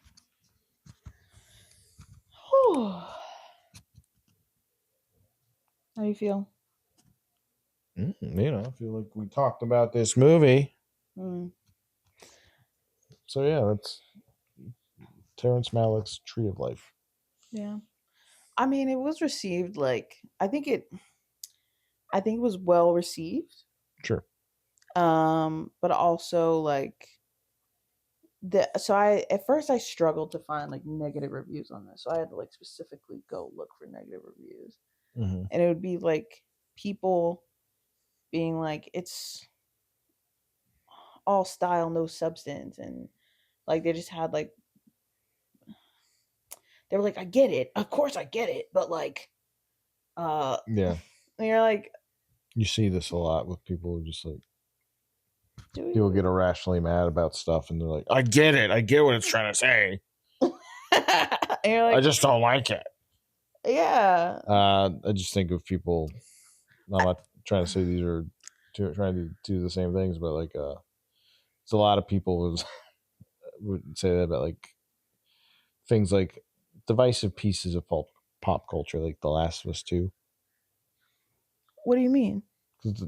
Well, anybody who hasn't played The Last of Us 2, it's a Oh. revenge narrative, and it's about how revenge is bad. Okay, basically. Well, okay, to that point, like And they're like, I get it, it's bad, but this game sucks. But they're just mad because somebody they don't like what happened in it. I get it. I get it because I get why they're mad, because the first time I watched this film, I was like, I hate it. I was like, I don't like it. I peeped that 2.5 at first. I was like, Bumped up to a 3. It's too white. It's too Christian. It's what was up with that? Pretty Christian coded too. Yeah, I don't like being like recruited in any fashion. And I was like, no, I'm not into this. And then watching it again after I got over myself, which is what I think these people also need to do, and give these stories give them like the benefit of the doubt, the characters, the director, blah blah blah. Then you'd be like, oh, bless you, bless you. Yeah. Then you can kind of like, then you can appreciate it better. You can just appreciate it better. And it's not like it wasn't. It is it Christian coded? Absolutely, absolutely. And I even was like, is Terrence Malick like religious? Who knows? We don't talk about it a lot. The card game. Yeah. But it's not about that. It's just the theme. You know what I mean? Like, and it happens to fit really well. And I mean, white kid who grew up in Texas in the 50s, it's going to be a part of your life. It's pretty ingrained in your life. So the other, it's go ahead. The way I read it, it's like, I mean, the whole movie is just it's Jack trying to paint this, you know, like he's using his life experience and like his upbringing, both just in general and religiously, to understand why bad things happen to good people. So obviously it's going to have a religious slant because that's what he grew up in. That's probably what Malick grew up in. So that's what he. But also, believe it or not, the Bible's culturally relevant to circumstances, and if that's, you know what I mean, like even if he was an atheist and pulled that out of like the ether, like it fits the theme, it just does. But yeah, it's the context of that he's operating in. I also think that being said, religious garbage, 1 star. Sit down. I literally told him, I was like, we're not getting up. We're sitting. Not even for bits? No, not even for bits. Okay. Last time I'll ever do it. Not only what a performance, mic drop and a walk off. Wow. 4 stars. It's not even our ratings. It's not even our rating system.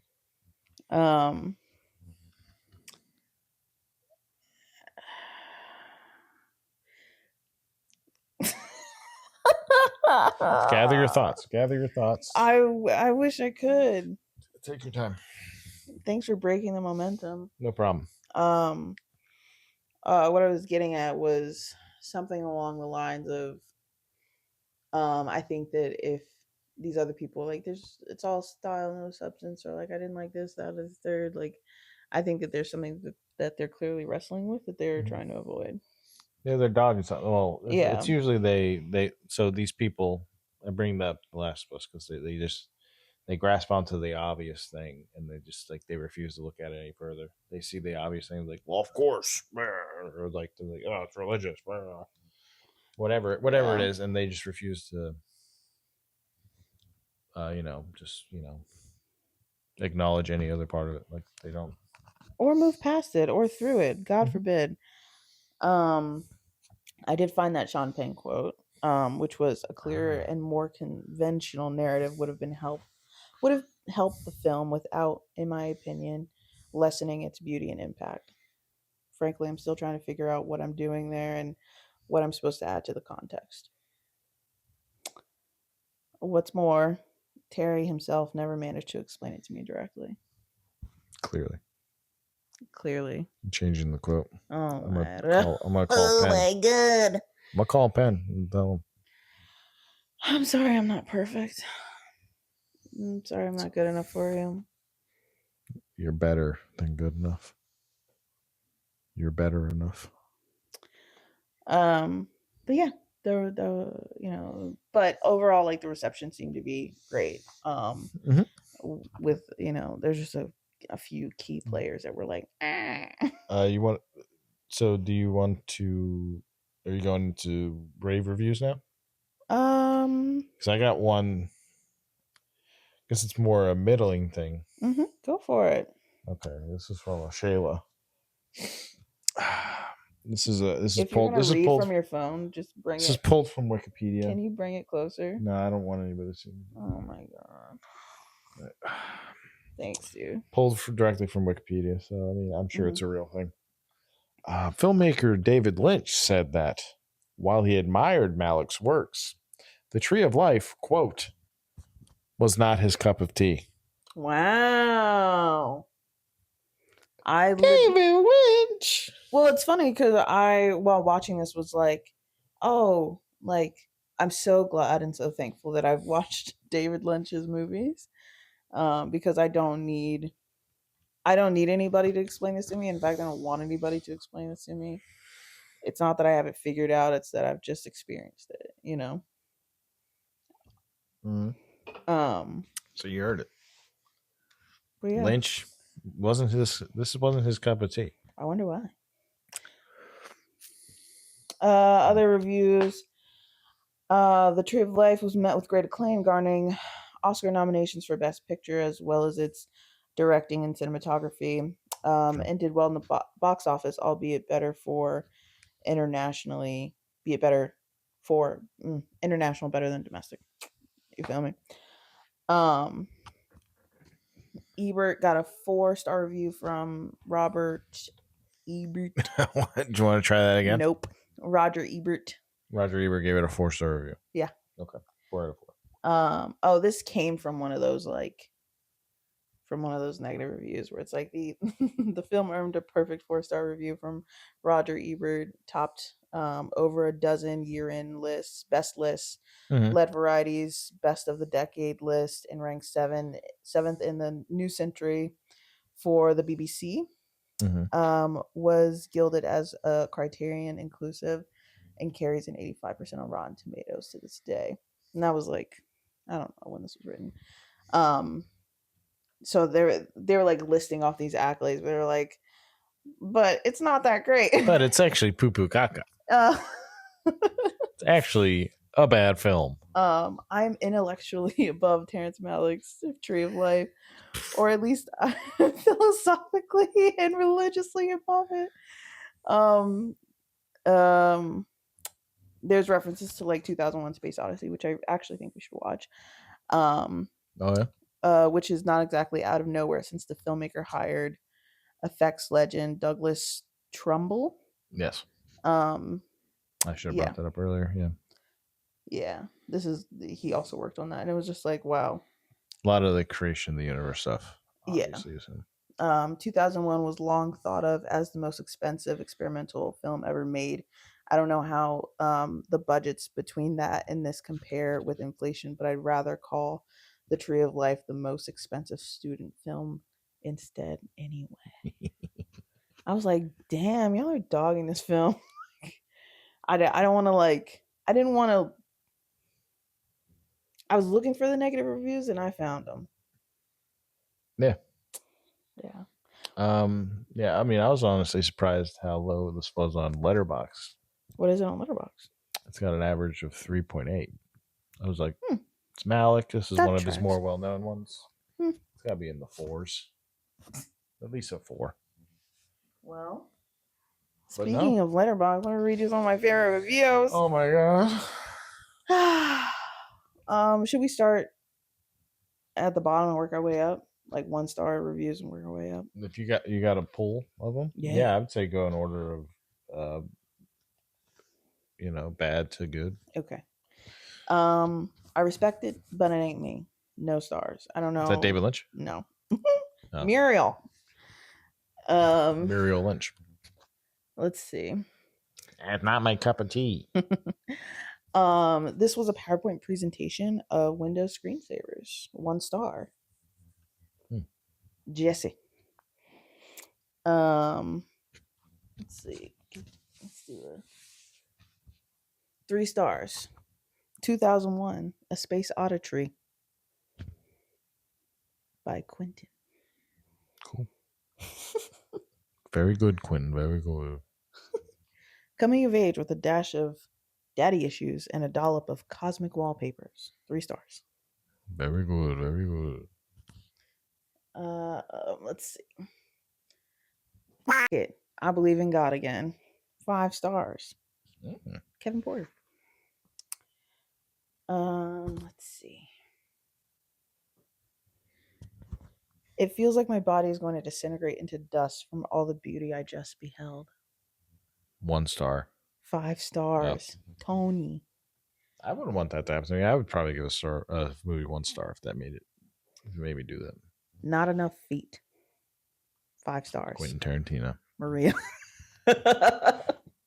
There are a lot of feet. You did comment on the feet before while we were watching it, no?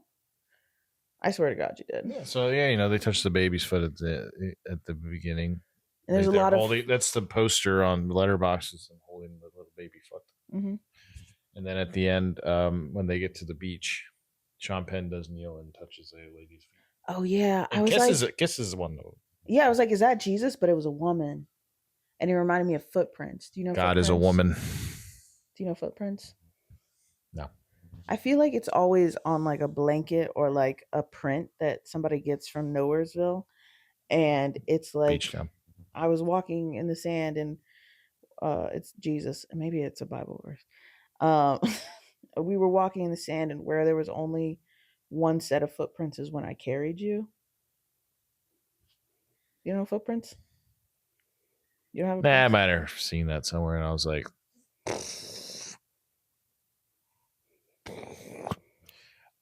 screw this. I'm going home and playing San Andreas.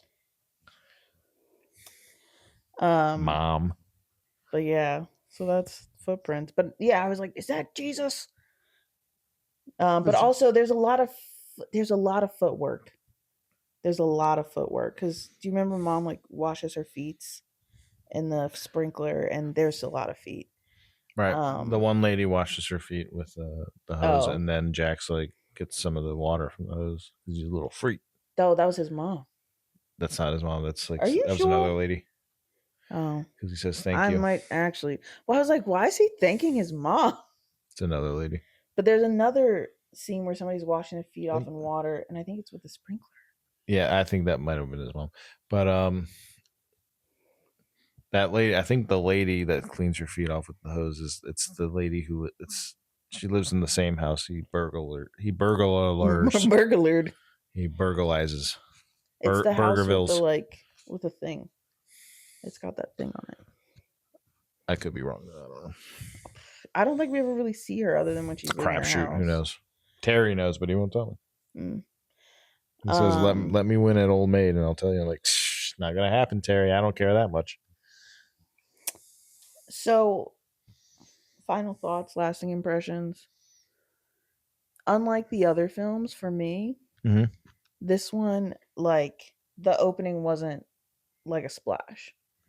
Yeah, I didn't get into this movie until, honestly, we had some human characteristics too. What? It was until like we started growing up with Jack that I didn't get into this movie at all. Oh yeah, I think that's what throws people off. That's probably why I turned it off immediately. Like earlier in my life, I was like okay. I'd probably give it like I'd probably be like one of these 1-star people. Like I'm above this movie. I'm above this. I mean, because let's be honest, Terry, I told you it's a little pretentious. You and your bits. You know what? I hope Send you Bobby all my enjoy love. this. They're playing without me tonight. I had to record this. You're welcome. Oh, thank you guys. What? Those are my boys. Here I am. I hope they visit you in your dreams or something, and you do get to have this goldfish game. Old Maid. Okay. Go Fish? I did think that this was gonna be like Baraka. I think that's what the movie's called. I can't remember, but because it was so montage heavy, I was like, is there a storyline? What is the storyline? So I'm glad that came together. The other thing I did notice is that out of all the films that we've seen so far, it's another male centered film, and I know that we're watching them out of order, but I just keep wondering if we're gonna get like a strong female movie, strong feminist movie at that. And I think that's why Mom bothered me and continues to bother me. Well, yeah, that's definitely like that's everything's so heavy. Yeah, I mean, like this is definitely a movie from Jack's perspective, with the majority of it. And you know, so obviously it's everybody in it is painted by his perception of them and his memory of them. So that's I just chalked it up to that's how he remembers his mommy. His mommy is graceful and prettyful, and she loves us all the most. But I can tell she really likes me the most. She loves me more than everybody else. That other guy, especially that one guy. I was just like, no, I'm just saying, like, and it has nothing to do with this film in particular. Sure. It's just from what we've seen so far. Sadly, I mean, honestly, and sadly and honestly, that's film in general until, hell, even today, but more recently, we have more female. And I think it bears noting, and I will note it every time if I remember. Well, you're gonna be noting it a lot, but sure, yes, should be. I was like, do better. We have some female. And I mean, you don't just give somebody like we haven't done this yet. Like, let's throw them a bone. It's just, I know. No, I'm not saying that either. I'm just saying. No, I know that you're not saying that. I just know the stories are out there, and it's very frustrating to witness. Throw the lady a bone. Let her fucking put the fucking Tweedledee on the. I don't know. That's how Hollywood execs talk. I know the stories are out there. Mm-hmm. That's all I have to say about that. Yeah, and but yeah, I don't know. Yeah, really kicked into gear for me then, and I don't know. And at the end, I'm like, the whole creation of the universe stuff makes more sense. Yeah, because it puts the majority of the film, the running time is Jack's life, Jack's childhood, not even his whole life. It's just it's a very specific chunk, and segment. It's an enormous part of the movie, but it's juxtaposed with like the creation of the universe and all. It's just a small. Well, that's his world. Small. That is his universe. Grain of sand on the beach. That is, the universe. You're a mess. Your interpretive dance. Yeah. So I thought that was neat. I don't know. This, this is pretty good. I think so. I also think not totally in love with it, but sorry to cut you off, but it's pretty good. Yeah. In as much as I think that Brad Pitt is like Lieutenant Aldo Rain. I also think that he's on his Brando in this. Sure. It's very Brando esque, his performance, for better or worse. Hey, good on him. But yeah, yeah, and also going back, you alluded to it earlier, but yeah, I do prefer the theatrical cut to the extended cut. That's for reason. The reason is, and usually ding a movie for this, but like the more specifics I got into the O'Brien family, like the more in the weeds I got with them, the less I grew attached to the movie and its whole message. I feel the less you know, the more you can kind of fill in yourself, which I think is the main feel. Yeah. So I think you can do that better with the theatrical cut. It gives you enough. You can kind of fill in the blanks with, like, the fish thing. That threw you off. You couldn't understand it. I don't know. I'm not saying I ever grew up like found a fish and me and my friends beat it up with sticks. But being a young boy, like, I could have just found a fish and I was okay. Like, I didn't need an explanation of why they found a whole fish. I didn't need that per se. It was just those. Truly, what it was that like some of these like interactions between like the dad and them, but I was also grateful for context for the fish. Yeah, but yeah, I felt like the more you explained it, the less I'm like. I mean, this is kind of getting away from like the thesis of the movie. I find. Okay. I mean, that's how I feel about the hurricane. It does. Yeah, it does. I mean, it brings more context to the Jack story in its entirety, but like, I think it ultimately hinders the whole movie. What about in the case of like them being like, we're sending Jack away? Yeah, I mean, it's just like, it's very different than like, we're moving. Right. Yeah. That was like, that's like, I think I wrote this Pookie wrote this in the review, and I agree with it. I agree with it wholeheartedly. Less is more with this movie when comparing the cuts. I'm not mad at you. I feel like I'm split 50-50. I could watch either version and be happy. Also, I think if I had to pick one, I think the theatrical, because there's things in the extended that I'm like, I could do without that, but I do really like some of the things in the extended. I don't know. I mean, you watched it once, like, okay, you can take that into the theatrical if you want. I don't think I ever need to watch the extended again. Let's watch the extended again. We got other movies to cover in this podcast. Truth. We have a shelf dedicated to. Well, what do you think of this movie? Is this project a flick? Is it a movie? Is it a film? Oh, is this our rate? We're rating this? Is it cinema? Oh yeah, it's time to rate. We rate our rating scale from flick to cinema.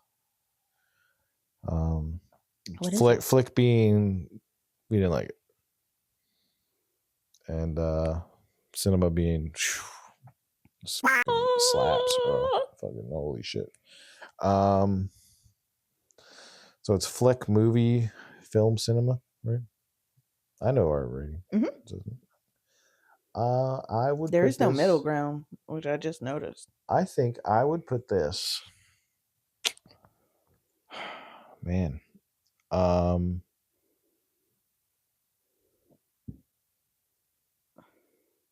guess it's probably a film, but it's like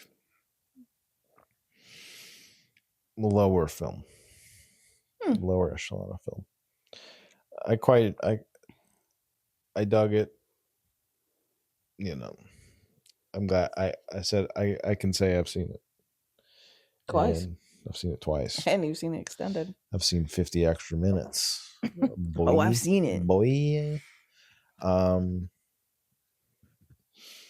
And yeah, respect it.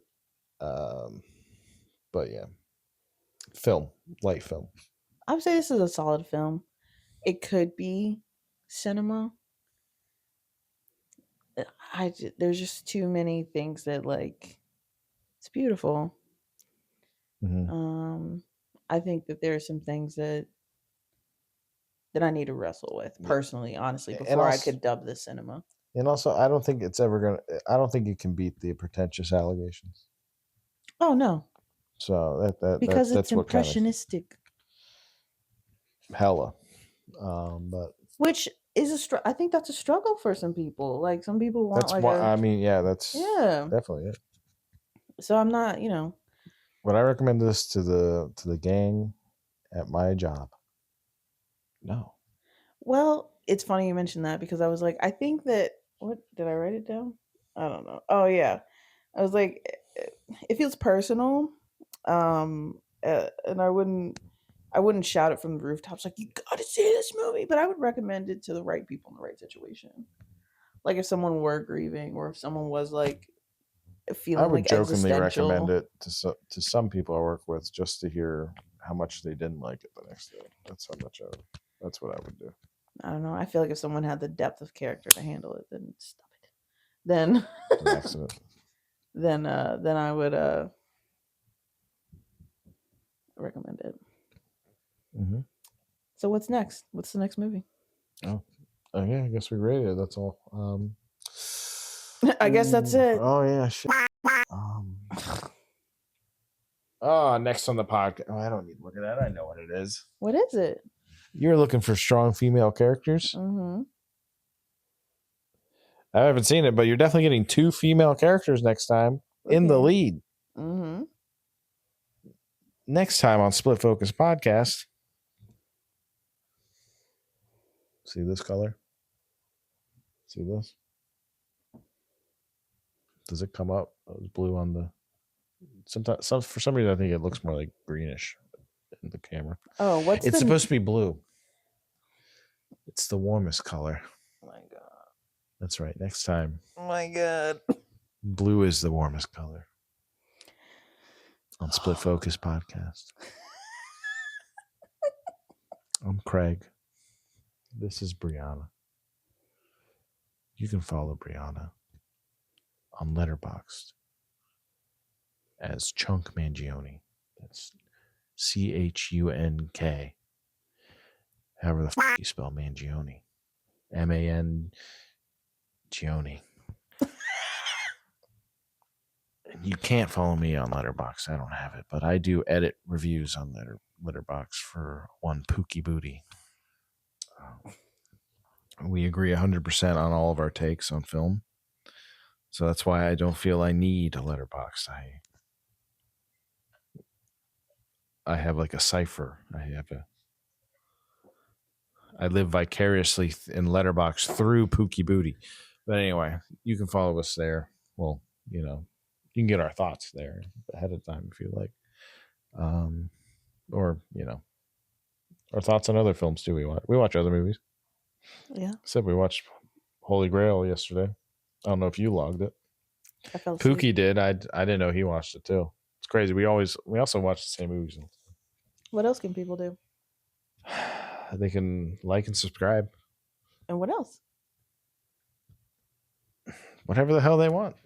You should comment. You should engage with us so we know you're listening and that you tell us what you like, what you don't like, blah blah blah. She'll know I'm not gonna read it. Tell us stuff. I'm gonna read it. Unless it's really nice, then maybe I'll have. Tell me that you hate it. I don't care. I want to know. If you have a question, I want to know. If you love it, definitely want to know. Did you watch Tree of Life? Did you like it? Did you? Did you like it? Was it too pretentious for you? Only time will tell. But thanks for listening. Was it your cup of tea? Is blue your warmest color? Find out next week. On the Split Focus Podcast. Bye. Bye.